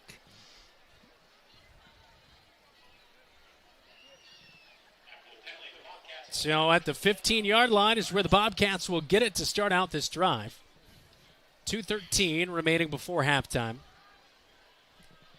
Again, Cardinals up 35-0 after that last Isaiah Hansen touchdown rush of 67 yards. He's underneath center. England is the back. Kyle Smith split out to the far side, handoff to England. He'll go off of left guard and driven immediately right back. Colby Revel came up with the tackle there on England, and that'll bring up second down and 10, maybe almost 11 yards to go here. And I would not anticipate seeing anything in the air or anything like that. It's just you want to get to the locker room as soon as you possibly can to be able to have some sit down and breather.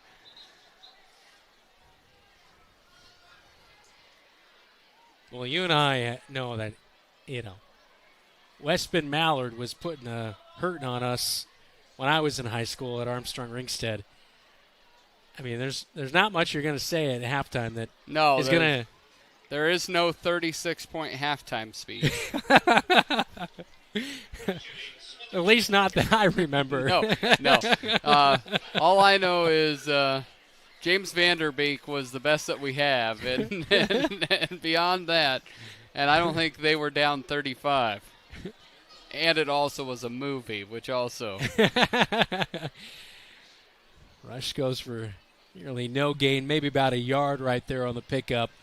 So 3rd down and 9 for the Bobcats. Kyle Smith out to the far side. Zane Moore, wide receiver, to the near side. England is the back. Bobcats most likely running the final play of the first half unless Newton forces a punt. Hayes dropping back and pressure right up on him again. And the second sack of the night for Damian Smith, bringing Hayes back down at the 5-yard line. That's going to be another huge loss. They do give him forward progression, so it's not going to be quite that bad. But it'll be back to about the 9-yard line. That is where the ball will be spotted. So that'll bring up 4th down and 14.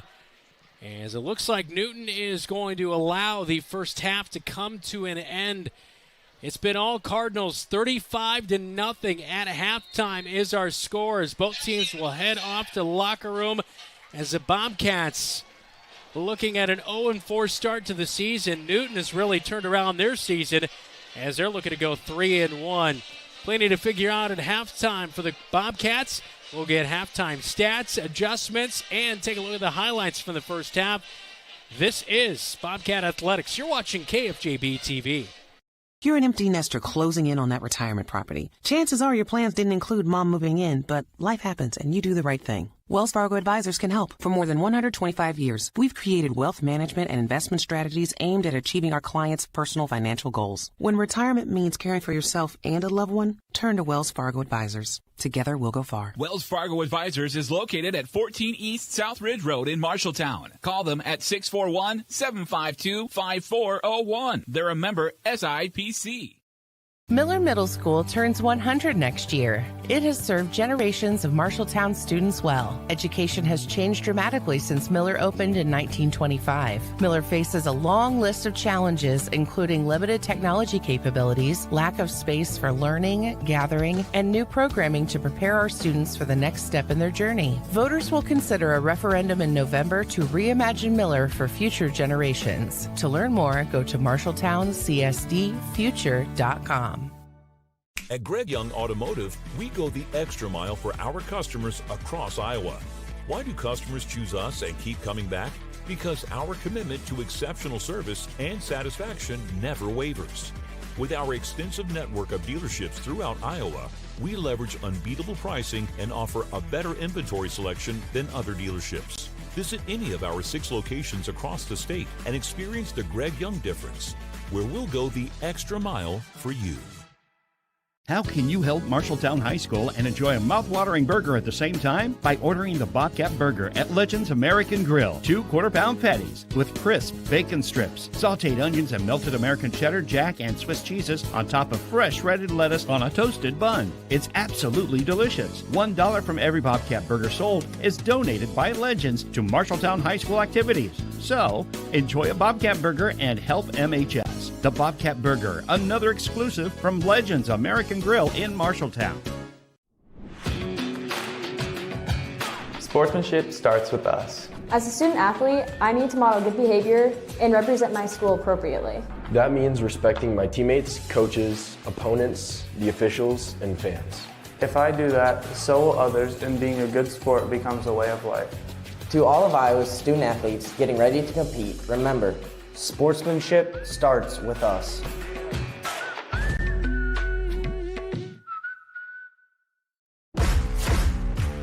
The Halftime Report, presented by Scouting America. Adventure on. 35-0 our halftime score is the Newton Cardinals all over the Marshalltown Bobcats at H.A. Lynn Stadium. Brandon Lewis, Dylan Does alongside me tonight as the Bobcats kicked off to begin our game here tonight. And really, right out of the gate, 2 plays into this one, that's when Newton really started just hammering it to the Marshalltown Bobcats here tonight. As we'll take a look at the touchdown play, as this was the second play of the game for the Newton Cardinals, as Treese took it around the edge and just never looked back. And that was a theme we'll see for the entire first half. Exceptional blocking downfield by Newton. Yeah, you saw Coley there just run a guy right through him, and you'll see, like you said, a lot of those pancake blocks on their highlights. So the PAT was no good, and Newton would take a lead 6-0 as that was at 11:19 in the first quarter. Bobcats on their next drive would punt it away, and then the following Newton drive, it was a turnover as Jamison Niehaus made an exceptional interception. Yeah, he dropped back into coverage just in a float out there by Klein, and Niehaus high-pointed the football. And you take a look at the replay right here. He just undercut the wide receiver. Treese was the intended target, and sophomore showing his ability. You know, J.J. Schoenfelder, Niehaus, some of those young guys just really putting it all together. And talking about J.J., he's the one that created the pressure on that play that caused the interception. Bobcats on that drive, preceding the followed by the interception. They were not able to do anything with it, so had to punt it away back to the Newton Cardinals. And with 3:16 remaining in the first quarter, Caden Klein would take the Newton Cardinals down the field and punch it in to cap off a drive with an 8-yard touchdown rush on this play right here. And just getting to the edge, he slipped one tackle and got past Niehaus to get in there for 6. The 2-point conversion was no good, and so 12-0 would be our score at that point. Bobcats would punt it away, and then on the next Newton drive, they would fumble it away, and Unga Pramana forced the fumble on the running back in Coley, and then came up with the fumble recovery, all doing it himself right here. Great job by him, just stripping with the hand, grabbing it. Bobcats weren't able to capitalize, however. Bobcats, would get the ball, go down the field, and a 53-yard field goal was no good as Luis Monghay was on for the field goal, no good. And you mentioned at that point in time, that's where a little bit of the momentum and the deflate of not being able to get anything on the board happened. Right when this came, you could just feel a little bit of deflate because that was right on line, just a little bit short. And then really the big thing that knocked the air from the lungs was what happened next. Yeah, the next play with 10:57 in the second quarter, it was Klein to Bauer on an 80-yard touchdown pass to put the Newton Cardinals up 19-0, and just right over the middle of the field at the 40, and broke away from Bobcats at midfield. And it's just, again, there was a little bit of blocking downfield and just a good execution of finding the lanes for the touchdown. Yeah, it's really make one guy miss and you're gone. The next drive for the Bobcats, thought maybe something would get going, but could not get anything going. A drive that just went in reverse, followed by this play. A low snap on the punt to Johan Gomez, tackled in the end zone for 2.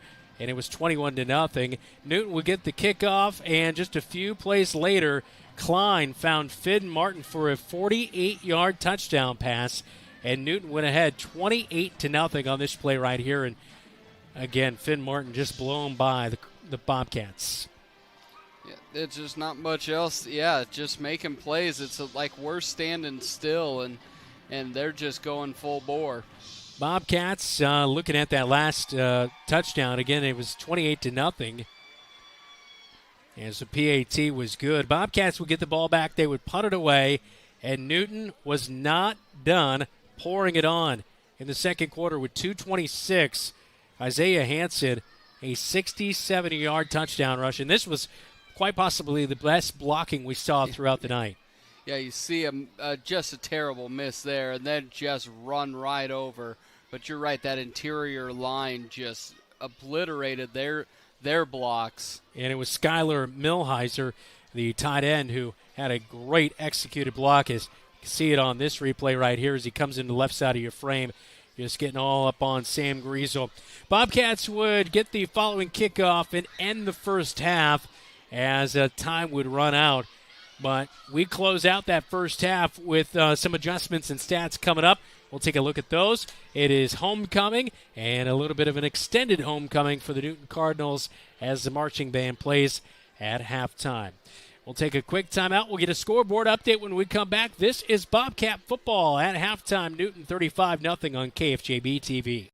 When my kids come home from camp, they're so excited. They go on and on about all the activities they got to do. My son loves to go fishing, Cooking, photography, kayaking, zip line, archery, robotics, camping, oceanography, swimming, and radio. He's got so many fun stories that he would share that we just wouldn't have otherwise.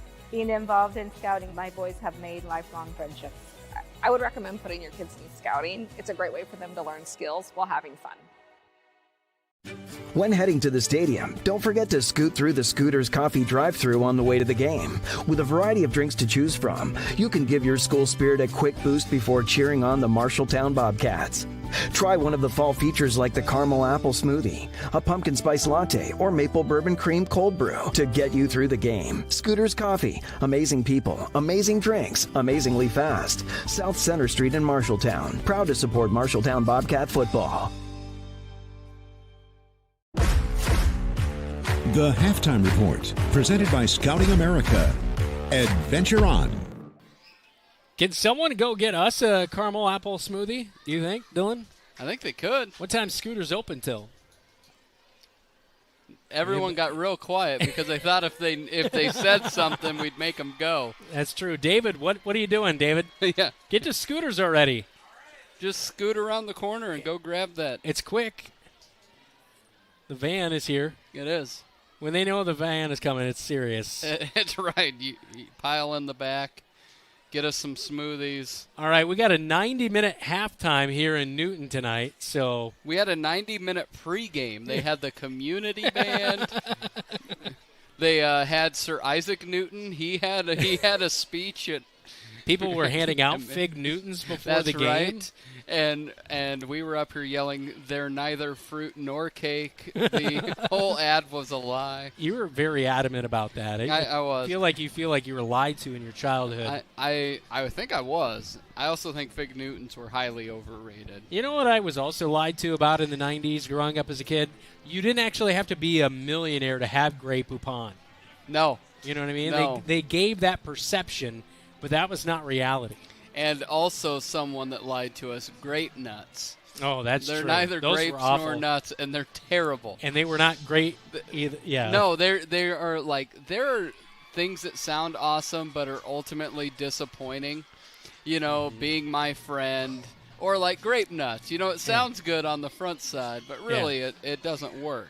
You know what I also miss about the 90s? Like Blockbuster or Family Video. Right. Because here's what happens. My wife and I will be at home, and we're just going through different apps trying to decide. I'd rather go to a store and spend 45 minutes there deciding on a movie. And at least I've got up out of the house. I'm moving instead of just sitting in my house for 45 minutes deciding nothing. There's a lot of truth to that, actually. Yeah. I enjoyed the process. Me too. I love the process. And I'm a little bit older than you, so I still remember when you had to get the VHS, but they held it in like a Brinks truck case, that it was like you had to hope that there was still a suitcase behind the cashier. Mm-hmm. If my mom said we're renting one movie or two movies, I was always trying to get 3 or 4 movies for the weekend. Well, and this is us, is you always had the new releases, which would be like $3.49. And if your parent tried to push you to the 99-cent. And there was 3 of us, and we were often, if not always, pushed to the 99-cent. I always tried to also work in a video game rental for the weekend. Yes. That hardly ever happened, though. Yeah, those were always the expensive ones. Those were for the high rollers. People that could afford Grey Poupon could afford games as well. Those were the only people that could. I think you're on to something. All right, we better pay some bills and get a scoreboard update in here, as it's all brought to you by Central State Bank. And, of course, Dylan, I don't know if you knew this, but they have locations in Ames, State Center, and in West Des Moines, which you and your wife went to Des Moines today, and you were checking out some fancy foreign food. Yeah, well, so we went to Indo-Pac, which is Indian/Pakistani restaurant in the Drake University District. Really good food, super nondescript, very good. Check it out. Went to the Botanical Gardens, one of my favorite places. You got a really nice haircut, by the way. I got a haircut. I got that done in Marshalltown. But, yeah, we had a good day. And then local. Yeah, you have to. You got to have a barber. We talked about golf. We talked about hip-hop. We talked about You and your wife talked about hip-hop? No, me and my barber. Oh, the other relationship that's very important for a man to have. I was going to say that really surprised me. I didn't think Aubrey was into the hip-hop like that. No, she is not as much. No, we had a great day, but yeah. That's good. I have not seen my wife. And I saw my wife at 6:50 this morning, so. Well, and actually we talked about, my wife and I did talk about hip-hop today because we were watching Punjabi music videos. Pakistani rap videos. Oh, they're so great. Just Google them. Top 5. Anyway, all right, scoreboard I'll give you some update. Scoreboard. All right. So West Marshall up 10-3 at half over Vinton-Shellsburg, looking to go to 3-1. Dowling and Waukee Northwest are tied at 14 with 6:30 left to go in the third. Southeast Polk is up on Centennial, 21-10. Man, that would be a big win. Also shows you how close everything is in the Metro. Nevada 21, Hampton-Dumont Cal 7. Valley 21, Waukee 17, Collins Maxwell 22, Colonesco 10, and our very own Jeff Brooks back at the KFJB-TV studios wanted everyone to know Dylan is so old he now remembers crank starting his car. Thanks, Brooksy. Wow. Always there to put you in your place. I know. 8 days till my next birthday, so for all those that celebrate, enjoy it. Yeah, and we had a birthday earlier this week, our very own Joe as well, too. So Joe, the camera guy, Sunday celebrated his birthday. Joe, what'd you turn? 52. 42? It looks like, if you could see a video of it, what it looks like out there is Joe saying this many. It really did look like, Brandon asked me, he goes, I'm this many. And he flashed me, he was trying to go 24, but he did Big 42. Jackie Robinson fan. Big Jackie Robinson fan. Oh, that was great. All right, well, anyway, Joe, our camera guy. I think Keith must be going to the bathroom because we're not getting a moving shot down there. No. That's okay. We'll get a shot at Joe later. We'll work it in. I'm sure we've got time at halftime to do that. This is the longest halftime. This is the never-ending halftime, really.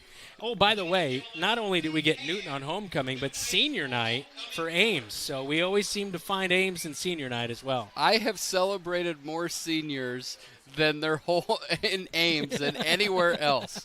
We've celebrated girls basketball seniors. We've celebrated about every sport you can over there. We've celebrated their seniors. Yeah, and we've also had a lot of fifth quarters over there, too. Yes. I remember maybe the greatest water bottle flip that I've ever seen was at a senior day. There's Joe. Happy birthday. Happy 24th.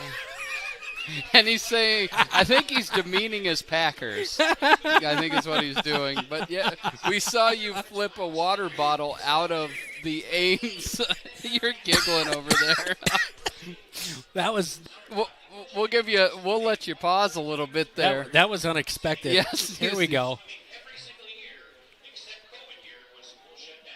My word.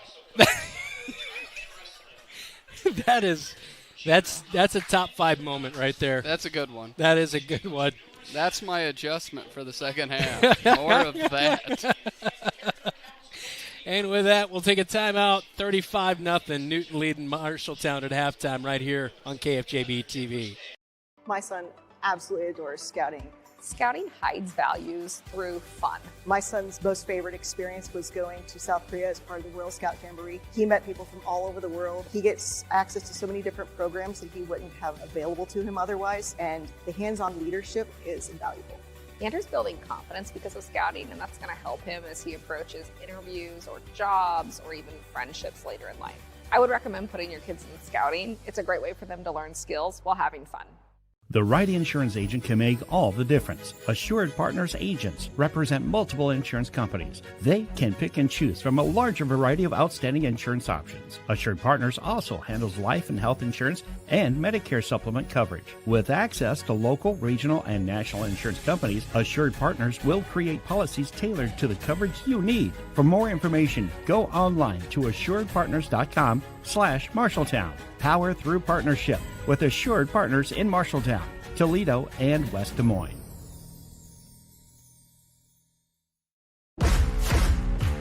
The Halftime Report, presented by Scouting America. Adventure on. Now time for a look at our stats for the first half, presented by Ken's Transmission of Marshalltown. Dylan? Yeah, we look at the adjustments. Really, it's coming down to, for the Bobcats, looking at what do you want to come into the second half, because right now they are at 10 total yards, with Ethan Gorsuch leading us at 19 rushing yards. Davis Ragland has 13. You flip it to the other side. If the Bobcats are going to compete, it's all going to be tackling, which they did not do in the first half.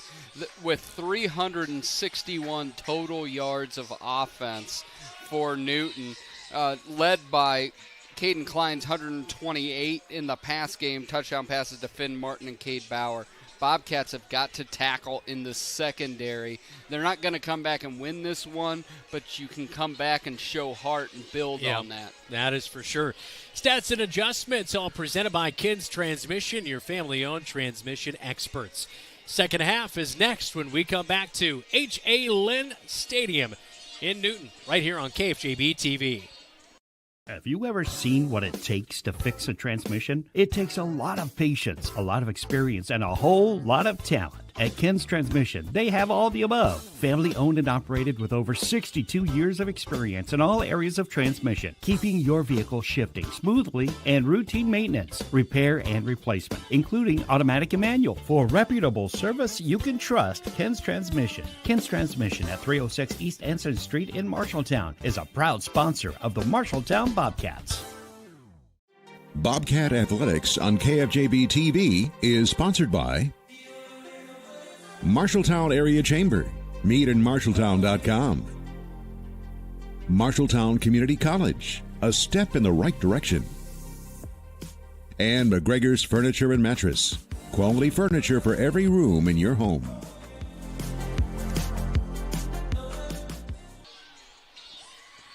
Second half just about ready to kick off between the Bobcats and the Cardinals here tonight as we look at the Bobcats student section making the trip down here tonight. And we just saw Owen Eaton in street clothes. He still hobbling around a little bit with that ankle injury. Unfortunately, his night is done tonight. Yeah, you can see he's got a brace on it. Not a cast or a walking boot, but he does have a brace on it.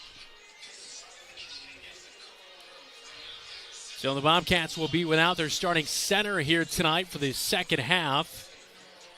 And, of course, Bobcats warming up for this second half. They'll get the kickoff, and the offense will go to work. And you mentioned just getting some positive momentum to build off of. I thought that's what they really did nicely last week against Davenport North. A couple of late scores. They still had some of their starters in there, but we're able to mix things up and find a few things. We see a couple of guys that have been pivotal, Xavier Anderson and Owen Eaton out here tonight. Yeah, those were two guys that if you had asked who are the 5 most important players for the Bobcats starting out this season, we would have said two. They would have been 2 of my top 5 anyways. Yeah. Those are big losses. Yeah, that is for sure. So moments away from the second half getting started here tonight as the Bobcats on the road for week number 4. They'll be back home next week as they will take on the Ottumwa Bulldogs, followed by Waterloo West the next week. And celebrating the 09 state runner-up team next week against Ottumwa. And then homecoming is that Waterloo West game. Yep. It's, as you see all the signs of people inviting people to homecoming and things like that. And I live in that high school world now, so we get to see a lot of that in our house as well. So I'm just happy we didn't have to do all that when we were in high school. That's true. We were. You want to go? Yep. Sure. Sounds good. Yeah. There's Keith. He's got the thumbs up for you. Always looking to get Keith in the shot. That's right.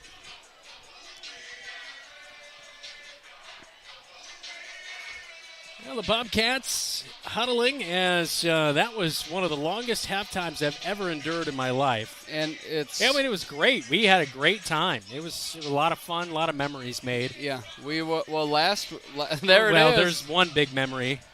It's in the running for for our Lily Mae Sweet Play of the Game by Joe. He's been sitting on that, I feel like. I think so. Yeah. Special teams unit getting ready to get back out on the field as Newton will kick it away to the Bobcats to start off the second half. Looks like Jackson Hinkle warming up at center. Yep. Here tonight as we saw Max Reed come in, but not to hammer on a guy. He did struggle in that role at center. He struggled a little bit last week as well when he had to replace Owen Eaton. So that will mix up things for Hinkle. He'll have to slide over from guard. Kickoff tonight presented by Century 21, Marshalltown's #1 home team, the PolyRealEstateTeam.com. Far side of the field, Smitherman slips one tackle at the 20 and pushed out of bounds at the 31-yard line. So decent starting field position to begin the second half for the Bobcat offense.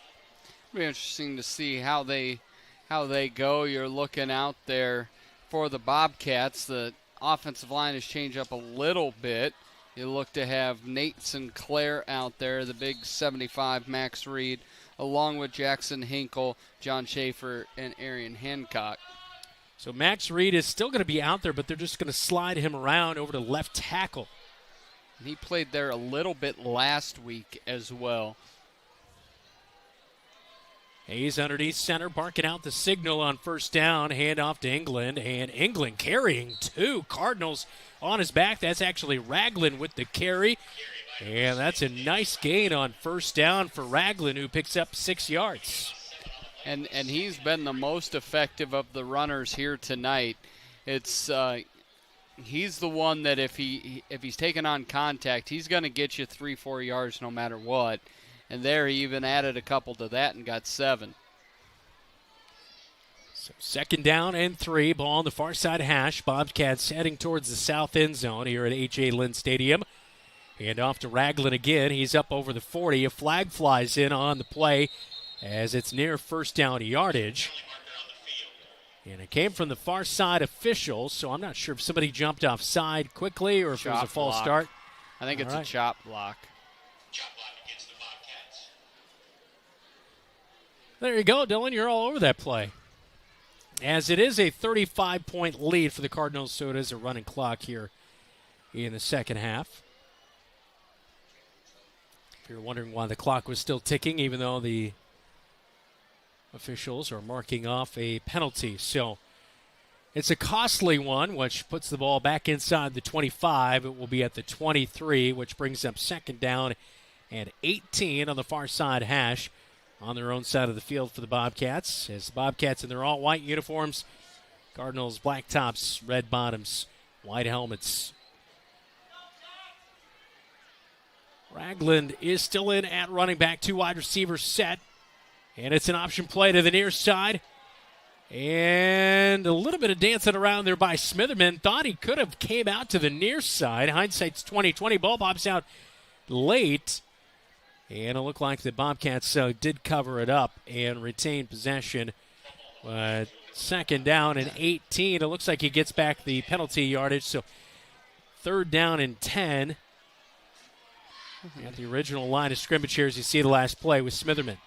And I thought Kyle had that block pretty well. Yeah. If he would have bounced to the outside. Yeah. Kyle did a nice job of keeping that block engaged. Yeah, really nice blocking downfield by Kyle Smith. Taking a page out of the Newton playbook. So third down and 10 for the Bobcats at their own 32-yard line, and a timeout's going to come here from the Newton Cardinals side as Zero was just about delay a game. Wow, I'm surprised that they didn't reset the play clock there after all that because the official had thrown down his marker for a fumble and things of that nature. And that's exactly what Coach Goodvin's saying is that should have. And now the play clock is already down to 10 seconds. And I don't think the Bobcats know it because now there's 5 seconds on the play clock, and now a timeout's going to be called. And Adam Goodvin is about 10 yards out onto the field as he calls that timeout.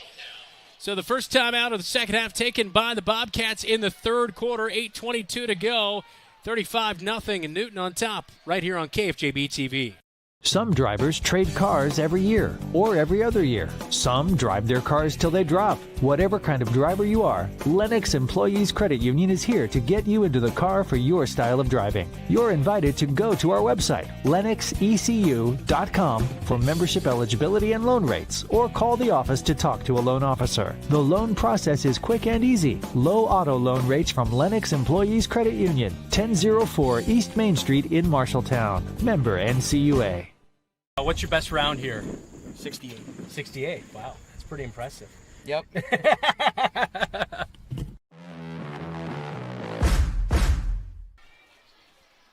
35-0. Cardinals on top of the Bobcats at H.A. Lynn Stadium. Brandon Lewis, Dylan Lados alongside me here tonight on KFJB-TV.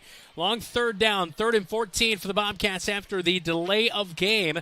Jacob Hayes will drop back to pass and immediately hit. He had 0 time to work as the end came right by Max Reed. I don't even think he got a piece of the edge as Lincoln Peterson comes up with the sack. And Lincoln Peterson having a nice night, as well as Derek Wormager, as both the ends have really caused a lot of pressure. That was on the sophomore Nate Sinclair. He went back and he just went right around him. Nate did not pick up anybody. Late to scramble on the field is the 11th man for the Bobcats, Kyle Smith, as Yohan Gomez is out to punt it away. And flags will fly before the snap.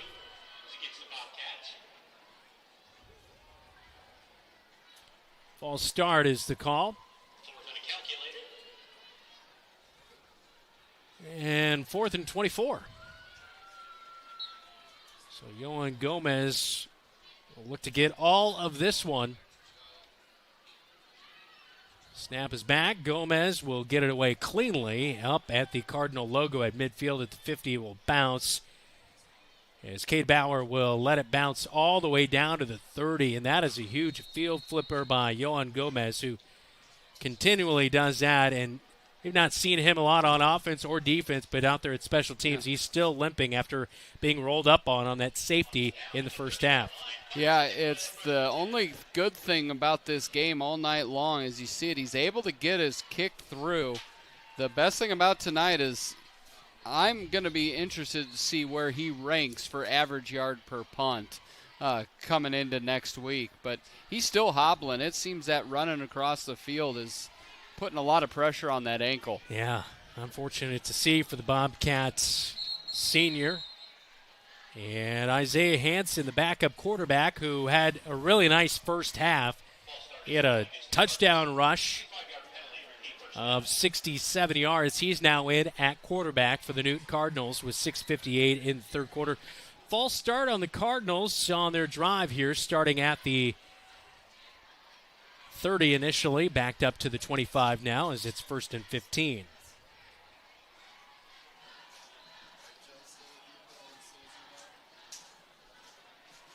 So Hansen has the running back in Quan Coley behind him. They'll bring a man in motion from left to right as it's a jet sweep to Nick Thomason.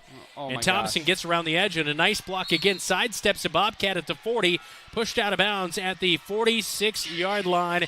And that is a first down as Nick Thomason, 6 rushes, 14 yards coming in on the season. And he eclipses that in 1 carry here tonight. And look at Coley's block. He's looking for somebody to hit and just lights up Perez. He's done that at least 2 or 3 times. Yeah, and at the end of the play, he and Milheiser, they're as excited about the block, and you just have to have dudes that get excited like, hey, I'm going to go hit somebody.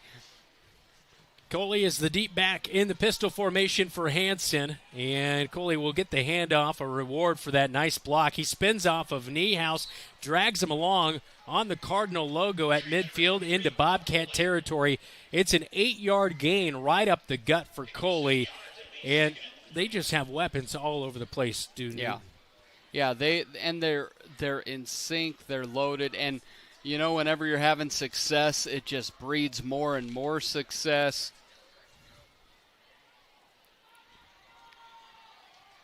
Pistol formation for Hansen again. Coley will come in motion. He comes out to the near side. Hansen drops it. Wide receiver screen. A huge area to work with for Skylar Milheiser, and he has a first down as he's down to the 35-yard line. It's a 12-yard connection from Hansen, the backup QB, getting his first stats of the season at the position. It's not really been called upon so far this year.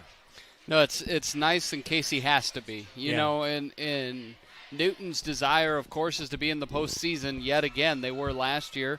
Looked really prone to do it again. You never know how an injury can go this or that, where you need that guy to be able to be effective. Hansen, low snap, gets the ball out of the belly of Coley, and it'll scramble out to the far side over the 25-yard line, and a first down carry as he'll be finally marked out of bounds at the 21. So it is another really nice run of 15 yards for the Newton Cardinals. And, you know, they mixed the play calling up, but again, they are just executing the blocking aspect. And you can see that this team probably took their week 1 loss against ADM personal and probably are on a mission right now. Yeah, that was 13-8. Now they have almost 300 yards on the ground. Finn Martin comes in motion. Coley gets the handoff, and he's met in the backfield. And that's a nice play coming up and making the tackle. John Schaefer in the backfield, a loss. A rare one of those here tonight, but John Schaefer, one of those young guys out there making an impact. Yeah, you just, at some level, you got to make a play. He did a great job of just powering through that block from number 77, Jose Benitez. Still starters out there despite Caden Klein coming out. So good play to see there against a lot of the starters still in there for the Newton Cardinals as they lead at 35-0. Coley goes in motion. Bad snap off to the side of Hansen. He'll bring it down, look to scramble, and he's finally backed up as Ragland is back there. He'll sling him down as the whistles come in as Hansen dropped back at the 38-yard line. His forward progression was stopped maybe a little bit before that, but nevertheless, it's going to be a loss and bring up a long third down for the Newton Cardinals. 3rd and 21, not something we've seen a whole lot tonight. No, not at all. Zach Wilder got pressure early, flushed him out. As you see, he was coming off that top side. And then a nice job of team tackling there late. Zach Wilder gets back into it. Wilder did not play last week. The lone sack on the team coming into tonight. Hansen claps, gets the snap. 3rd and 21. They are in Bobcat territory. Ball comes out a strip. Lincoln Barker comes up with it at the 34-yard line, and the Bobcats get their 3rd turnover of the night. And that's been all night long. They've been able to get turnovers. Bobcats have been able to get the ball back. It's when they get the ball in their hands, there's absolutely nothing they've been able to do. There you see it. Pressure came. He came up, stepped up into the pocket. But then, again, that was Schaefer. Schaefer got him around the ankles, and Barker ripped it away. Yeah, John Schaefer, I think he kind of swiped at it, and then, Lincoln Barker able to clean that play up there at the end. So, huge to get 3 turnovers defensively. I know that Duncan Furch has done a really good job with that defense this year, which has really kept them in games longer, like last week. Came up with a turnover. It could have been 14-0 at halftime. It was only 7-0. So Bobcat offense will go to work as England gets a nice run off the right side of the offensive line up to the 40. It's going to be near a 8-yard gain on first down. So maybe something can get going for the Bobcat offense as they're trailing 35-0 with just about 90 seconds to go in this third quarter. That homecoming crowd has thinned out some over there, but Newton's always a strong crowd. And tonight, I know you mentioned on a couple occasions, tonight was no different. 2nd and 3 after the 7-yard pickup. England off the left side, breaks out of tackles, puts a shoulder down, runs over a Cardinal for a first down, as dragging along with him Christopher Denda, as that will be a Bobcat first down, only about the second first down of the night for the Bobcat offense, but a meaningful one here as we approach the final seconds of the third quarter, down 35-0. And this, you're now in the, hey, can we just see something go right for us? First down and 10 at the 45-yard line. And Hayes will keep it himself, a quarterback run for 3 yards. And he'll get 2 yards away from midfield for the Bobcat offense. That's something, week 1, we saw Jacob Hayes rush it quite a bit. But since then, past couple of weeks, the Bobcats have went away. I'm not sure if that's something that, if things aren't going a certain way, it's not going to be able to run that kind of play or what that would lead to, but it is a nice threat to have. Yeah, and it's usually based on their base running. It's based off of a read. Pitch out behind Smitherman off of his fingertips, can't get to it, and the Bobcats gift it right back to the Newton Cardinals at the 36-yard line. Ethan ended up getting it. And they do say Gorsuch got onto it, so Ethan Gorsuch comes from behind and is able to cover it up.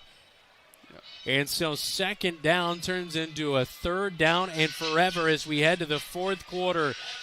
It's 35-0. Cardinals looking to win their homecoming game here tonight at H.A. Lynn Stadium. This is Bobcat football. You're watching KFJB-TV.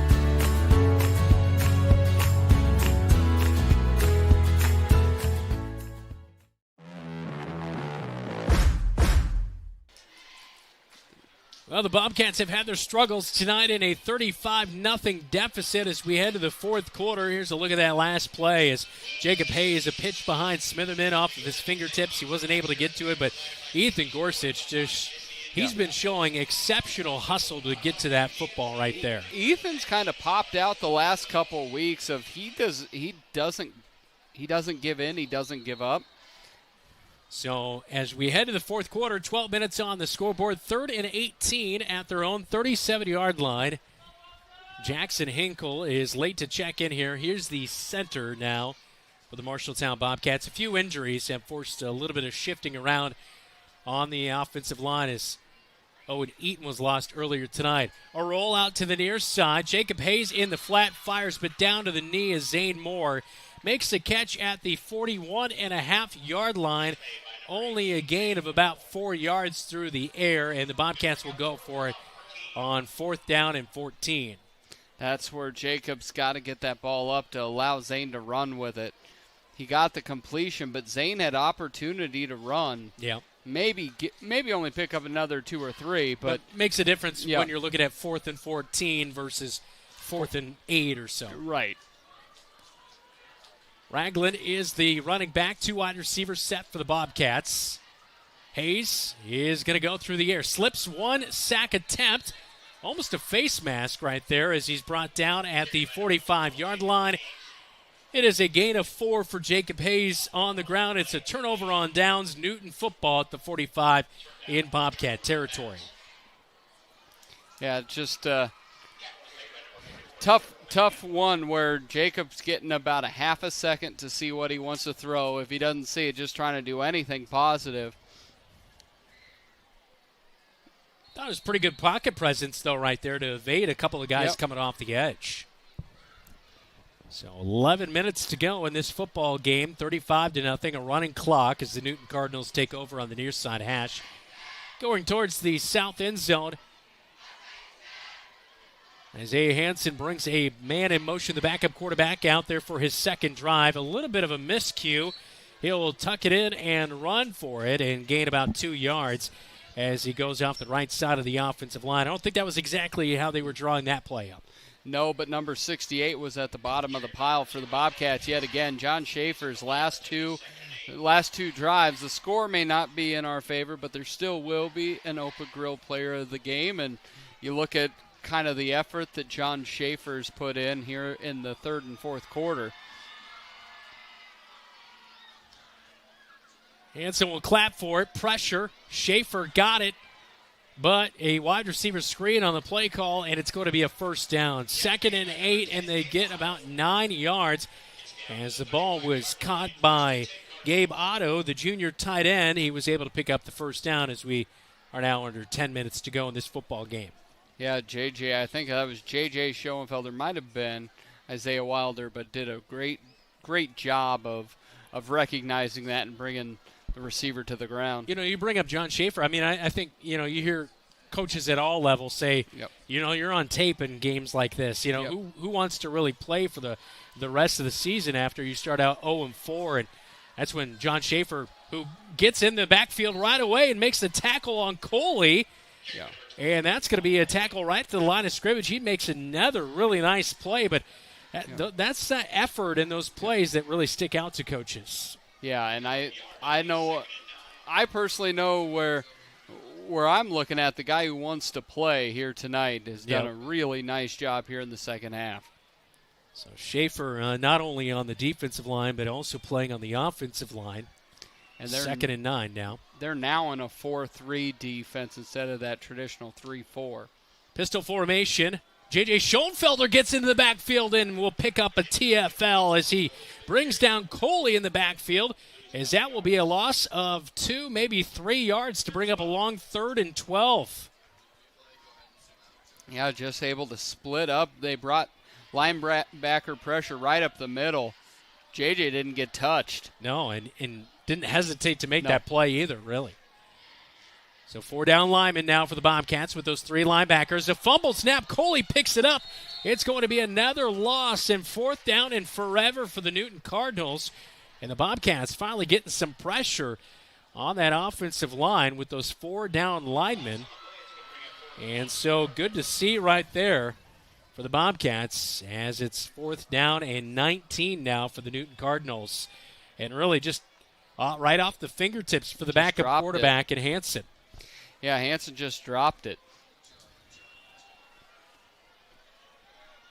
Cardinals will go for it on 4th down and 19 as Hansen brings a man in motion. Coley is his running back, fakes the handoff, rolls out to the far side. Hancock misses on him, is trying to get to him. J.J. Schoenfelder, which pushed him out of bounds. Well short of a first down. It'll be a turnover on downs as it looks like he got back to the 40, so a pickup of 4 yards for the quarterback in Hansen, who scrambled, but good pressure right out of the gate by that defensive line for the Bobcats as we remain 35-0. Cardinals on top of the Bobcats as the offense will get it back here. And that was the unit I think you and I both thought after that first week that looked to be the most improved was that defensive line, and they've struggled at points over the last 3 weeks, but the last Newton drive, actually the last 2 Newton drives, they've looked very, very good. Yeah, starters on that offensive line were out on that last drive, but the drive before they were still in there. So we approach 7 minutes to go. Starting offense still out there for the Bobcats. Jacob Hayes, an end around to Smitherman, tries to slip a tackle, can't do a whole lot with it, up to the 43, a gain of 2. 2nd down and 8 coming up on the far side hash. We have a Bobcat down, and it is Smitherman on the turf. And with 7:04 to go in the football game, we will step aside. This is Bobcat football, 35-0 Cardinals on top of the Bobcats on KFJB-TV. Life can take unexpected turns. Maybe you started college, but life got in the way. At Marshalltown Community College, we understand. It's never too late to chase your dreams. Come back to where your journey began. Rediscover your passion for learning and let us help you achieve your goals. Schedule a visit today at MarshalltownCommunityCollege.com. Marshalltown Community College, a step in the right direction. Coming up after the game, it is the Locker Room Report, all brought to you by Wells Fargo Advisors. We'll name our player of the game, check out our Lily Mae Sweet Play of the game, and also talk with head coach Adam Goodvin. 7:04 to go here at H.A. Lynn Stadium as the Bobcats see Aiden Smitherman getting off the field on his own pressure. So good to see right there. Let's get a scoreboard update, all brought to you by Central State Bank. Dylan? Fort Dodge is up on Waterloo East 26-0 at half. PCM defeated Jessup 55-7, Janesville 64, Meskwaki 6, and Grundy Center moves to 4-0. East Marshall falls to 3-1. It's 42-6. Mustangs go down for their first loss of the year. 7 minutes to go here tonight. 2nd down and 8 after that last run. Bobcats go to the air as Hayes looks to air it out to, on the far side, Kyle Smith, but it's incomplete just off of his fingertips. Good coverage downfield. 3rd down and 8 coming up.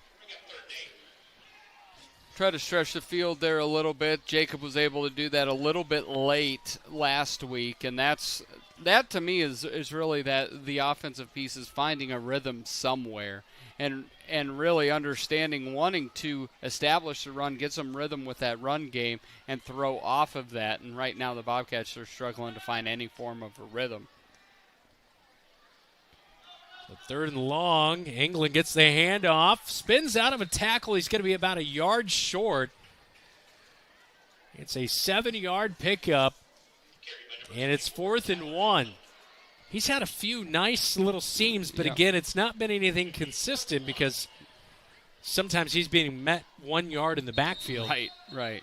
And the Cardinals will take a timeout with 5:51 to go in the football game. And there was an injury timeout. The Cardinals, I thought they were going to take a timeout, knowing 4th and 1 coming up. We'll take a timeout with them. 5:51 to go in the football game. Bobcats trailing the Cardinals 35-0. McGregor's Furniture and Mattress is your local furniture store in Marshalltown, and they are proud to support Marshalltown Bobcat Athletics. If you want to kick off football season in a new recliner, pass the bread at a beautiful new dining set, or lay up on a luxurious sectional sofa, McGregor's is the right play. Score the mattress of your dreams with an assist from their friendly and knowledgeable staff. You'll be the household MVP when you bring home the winning selections at McGregor's Furniture and Mattress, downtown Marshalltown. Open 7 days a week.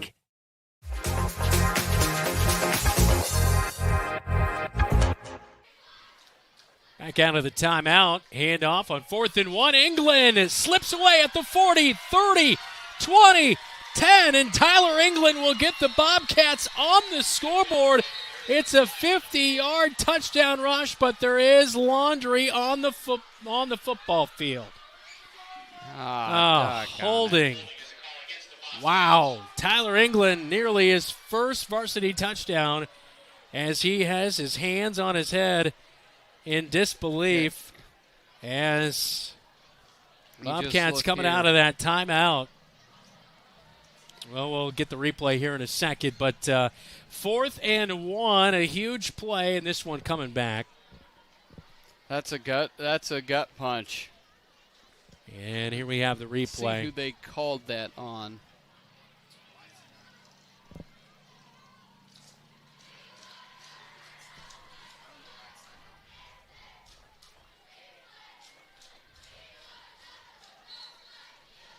We'll get a look at that replay here in a moment, but nevertheless, it's going to set up a 4th down and 5 for the Bobcats.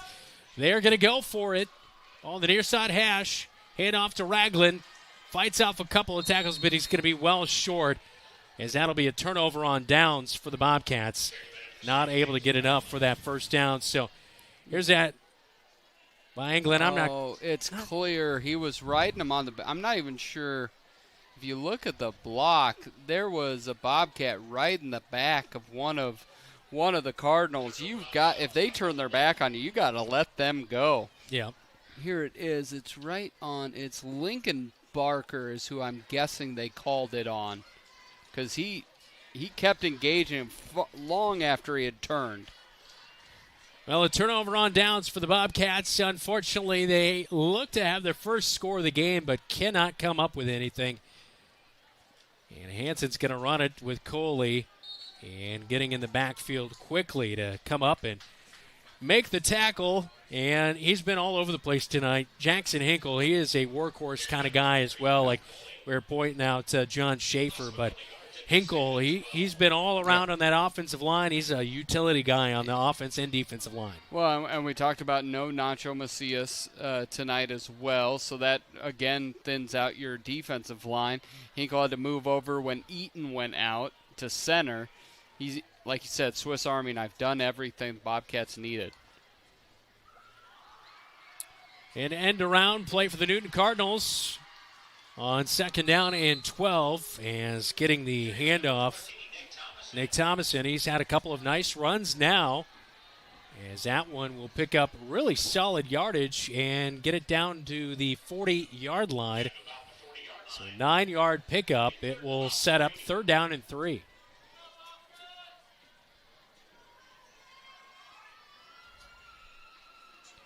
As we approach 3 minutes to go in this football game, 4th quarter, 35-0. Cardinals with possession. Pistol formation for Hansen. Hansen will give the ball to Coley. Coley bounces outside at the numbers and down the near sideline, and he'll get inside the 20 to the 15-yard line, and that's a 1st down run, as Coley will pick up 25 yards on the carry as he comes. Hinkle just missing on the tackle. Juan Pablo Perez as well, as Coley with a big gain down the near sideline. Coverage of tonight's game made possible by Ethington Heating and Cooling. Ethington Heating and Cooling, we're not comfortable until you are. Bobcats have not been in the red zone here tonight, but the Cardinals have. As they're in the red zone now here, it looks like possibly a timeout taken before the snap, as it was nearly a delay of game. And so 2:14 to go in this football game. We'll step aside with them. 35-0 Cards on top of the Cats on KFJB-TV. Sportsmanship starts with us. As a student athlete, I need to model good behavior and represent my school appropriately. That means respecting my teammates, coaches, opponents, the officials, and fans. If I do that, so will others, and being a good sport becomes a way of life. To all of Iowa's student athletes getting ready to compete, remember, sportsmanship starts with us.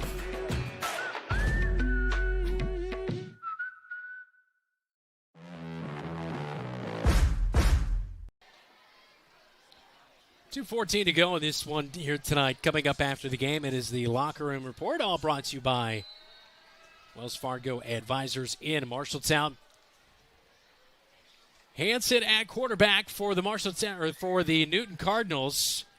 And on 1st down and 10, a handoff left side, and Lincoln Barker's going to come up and make a stop. In the backfield is Kyler Griffin, junior running back, for the first time tonight, gets his first carry. Nice job of Jamison Niehaus also coming in to help out there.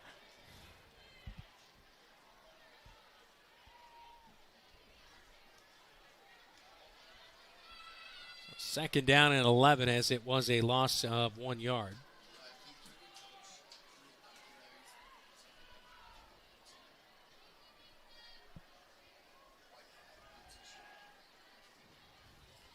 Bobcat defensive line, like Dylan alluded to a little bit ago. Past couple of weeks have gone to a 3-4, but more of a 4-3 alignment. And it looks like we have another timeout here. 1:27 to go in the football game. We'll keep it right here as the Newton Cardinals take their second timeout. Let's get a scoreboard update, all brought to you by Central State Bank. Discover what Central State Bank can do for you. Locations in Ames, State Center, and in West Des Moines. Gladbrook Rhinebeck squeaks past Dunkerton 71-6. Nevada 41, Hampton Dumont Cal 21, Roosevelt 49, down 49-13 to Ames in the top of the 4th. North Tama 54, BCLUW 24. That's a final. Southeast Polk upends and ends the undefeated season of Ankeny Centennial 21-13. The Rams are not dead yet. Collins Maxwell 28, Colonesco 18, Valley 42, Waukee 25. Dowling defeats Waukee Northwest 21-14. And again, Fort Dodge 26, nothing over Waterloo East at the half. Davis Ragland, a nice tackle to push out the running back, Kyler Griffin. Clock will keep running, though, as we have the 35-point lead. Able to get about a yard back right there and brings up 3rd down and 9 at the 15-yard line. Unga Pramana limping off, and coming onto the field for the Bobcats, Declan Green, the junior DB, to replace him on the far side of the field at corner. And Juan Pablo Perez out here on the near side and corner. Snap comes on 3rd down and 10. Hansen rolls out to the near side. And a really nice tackle by Zach Wilder brings him down after a few yards gain, but it's going to be 4th down and 8. So Hansen gains 2. It'll be 4th down and 8. Here's a look at the last play here on KFJB-TV. Wilder just doing a nice job of squaring up right there on that play. And that's what the Bobcats have not done well all night long. They have not been able to tackle in space, so that's a good job by Wilder. Time will be allowed to run out, and that will do it. A final tonight. It was all Newton from the get-go. 35-0 Cards take down the Cats. They're at H.A. Lynn Stadium. Dylan, tough one here tonight for the Bobcats. Yeah, it started from the beginning. Didn't maximize. They won the turnover battle 3-0. Not many times you do that and lose a game. By 35 points, where you are able to do nothing offensively, totaling less than 40 yards of total offense. Yep. All right, coming up, it is our locker room report, all brought to you by Wells Fargo Advisors. A final in Newton tonight. This is Bobcat Football. You're watching KFJB-TV. Wayward Social is the place for fun. With 20 lanes of bowling, leagues for all levels, great food and drink options, an awesome arcade, there is a ton of fun to be had at Wayward Social. And that's just on the inside. Step outside and enjoy patio life at Gutter Point with drinks, shuffleboard, live music, and fun atmosphere. Follow Wayward Social on Facebook for updates on specials and live music. It is all on South 6th Street in Marshalltown. Visit wayward-social.com to plan your next visit to the place for fun. At Sports Plus Sports Medicine and Physical Therapy Center, we customize each patient's treatment plan to their individual needs. What does that mean? It means that not every back or knee problem is treated the same, and that your program will be unique and designed especially for your needs or problem.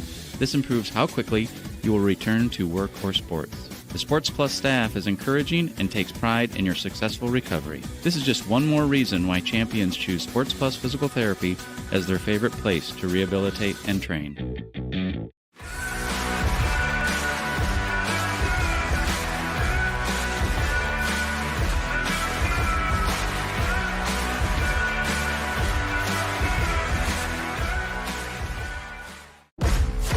The KFJB-TV Locker Room Report, presented by Wells Fargo Advisors of Marshalltown.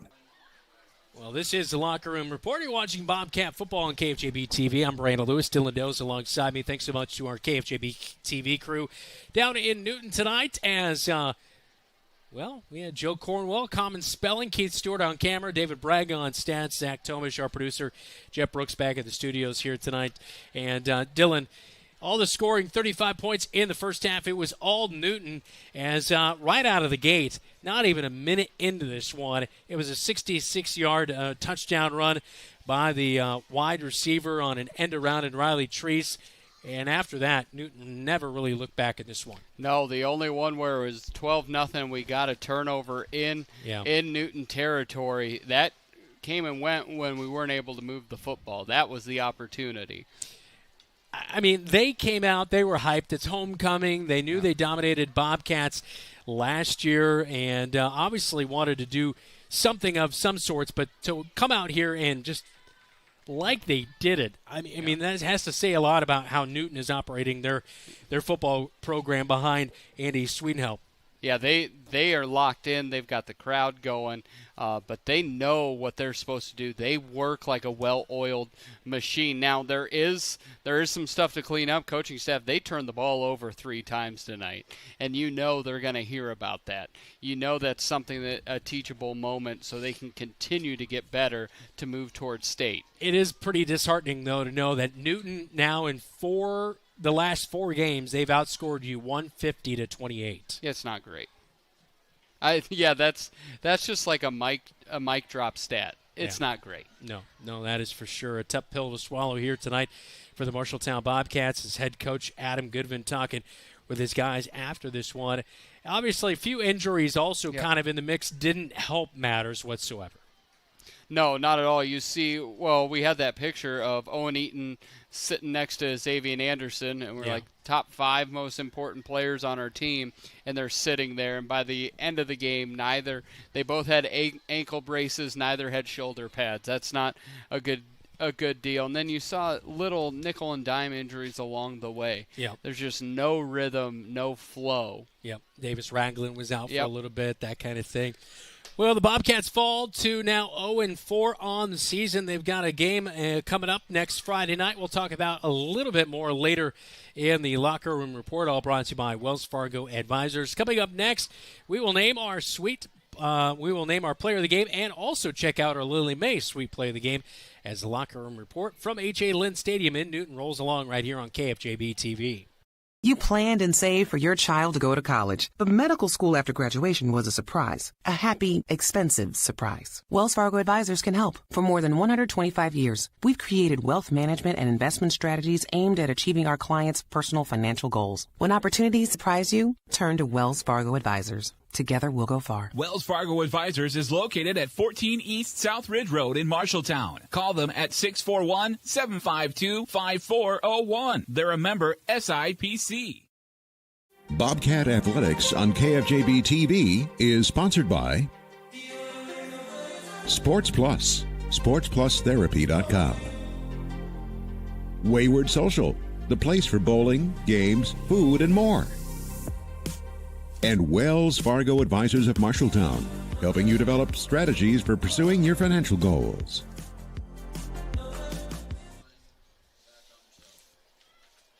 Bobcat football tonight on KFJB-TV, brought to you by Wells Fargo Advisors. We are in the Locker Room Report coming up. In a little bit, we'll get a post-game chat with head coach Adam Goodvin. Now time for our Lily May sweet play of the game. As all brought to you by Lily May Chocolates. Yes, handmade, hand dipped since 1939. Always open at lilymaychocolate.com. Well, we have kind of a little bit of a tie. We're not going to do this one for our main one, but we did have a pretty top moment for running of sweet play of the game. That's right, our very own Joe Cornwell celebrating his birthday on Sunday. That a runner-up to our sweet play of the game.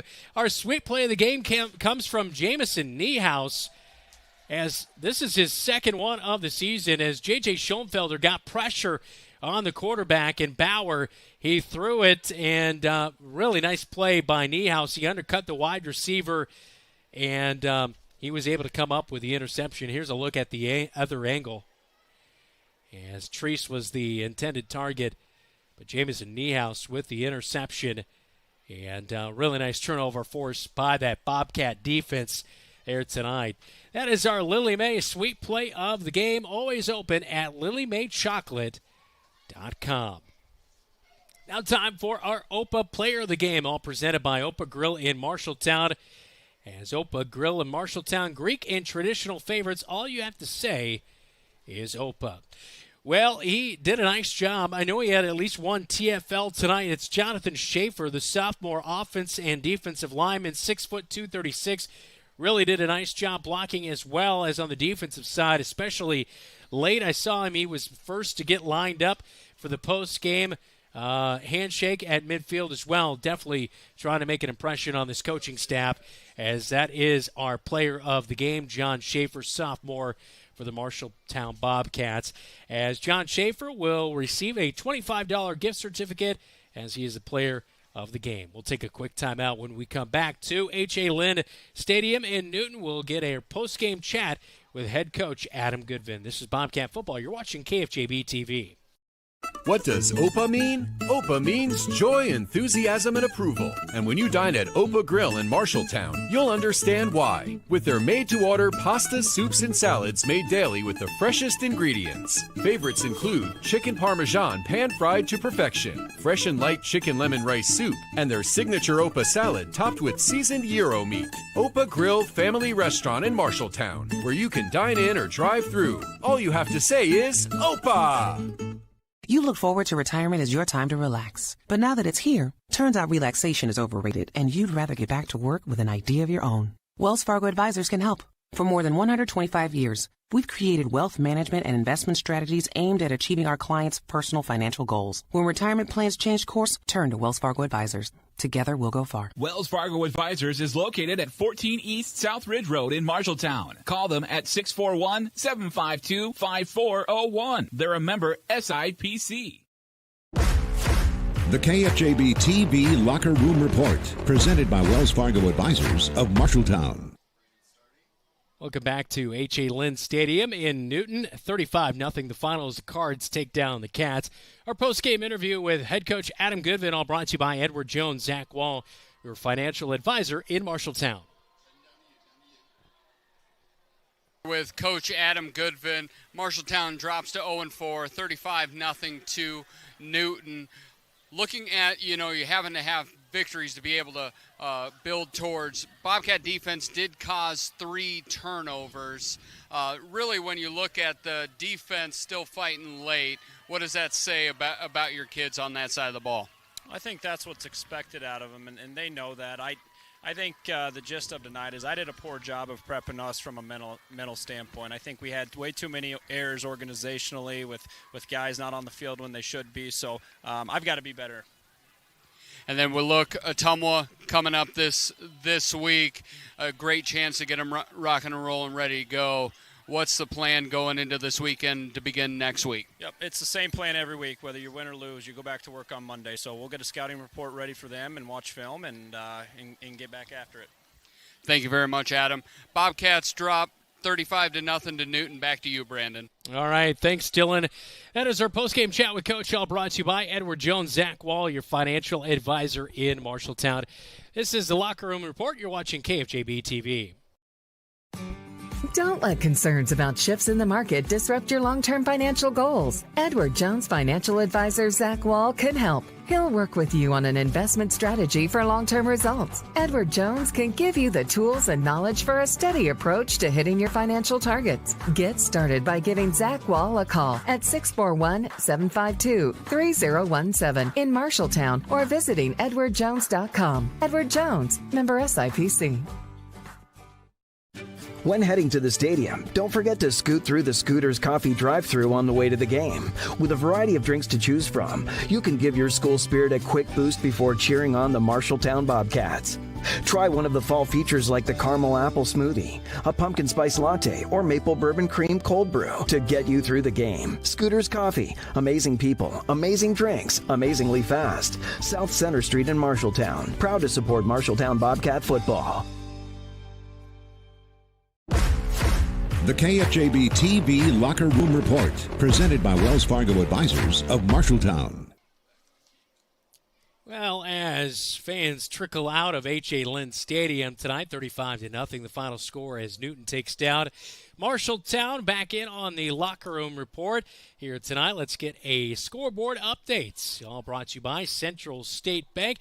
Discover what Central State Bank can do for you. Locations in Ames, State Center, and West Des Moines. Boy, some really good games here tonight.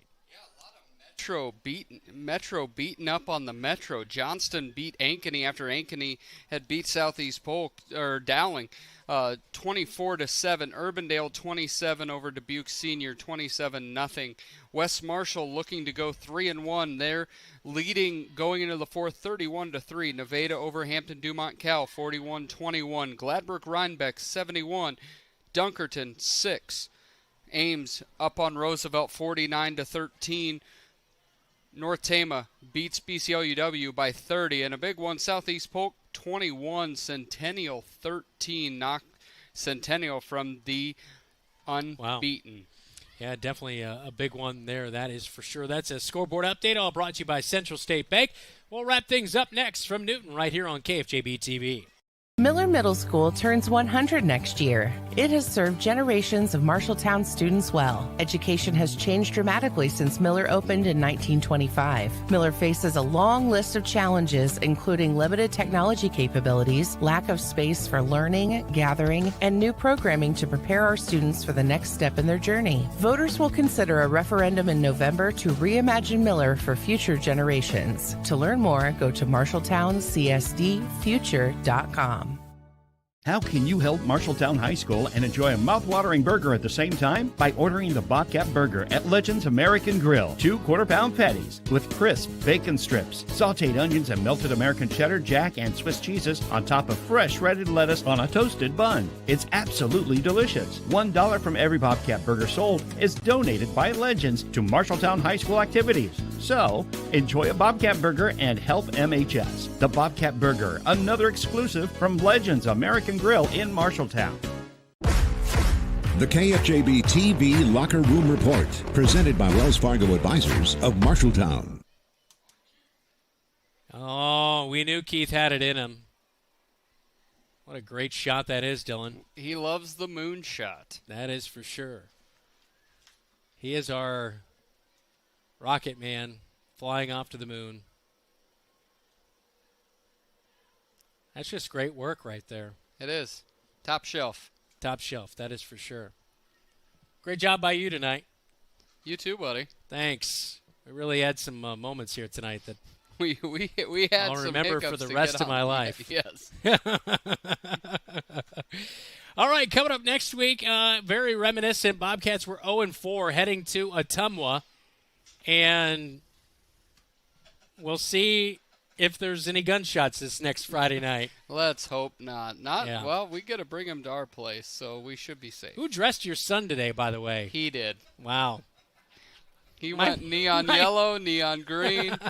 He went... That's a deflated Bobcat fan right there, is. folks. He loves them so much. He does love the Bobcats. They just don't always love him back. He does not miss a broadcast on KFJB-TV. No, he does not. That is for sure. If he's not in the stands, he's in the comments. Sometimes both. that is for sure. Hey, we'll be back in Newton on Monday night. Grinnell and Newton volleyball. Looking forward to that one. Also, Marshalltown at Mason City Tuesday volleyball. Bobcat Live Thursday at Wayward Social. Hope to see you out there as the Bobcats look for their first win of the season, week number 5. They host the Ottumwa Bulldogs next Friday night. It was a little bit of a rough go for us in the beginning behind the scenes here tonight, so thanks so much to our KFJB-TV crew. Really a great job throughout the night. Joe Cornwell on camera, as well as Keith Stewart. And Joe, Common Spelling, had the moves of the night as well. Jeff Brooks, our producer, back at the radio studios. David Braga on stats. Zach Tomish, our on-site producer. For Dylan Does, I'm Brandon Lewis. Have a great rest of your Friday night. And there he is, a beautiful man himself, Joe Cornwell. And Scott Smith with some good popcorn game in the fourth. That might be the under part of it, is Scott Smith was a solid popcorn game. Again, the Cards take down the Cats 35-0 in week number 4. You've been watching Marshalltown Bobcat football right here on your home for the Cats, KFJB-TV.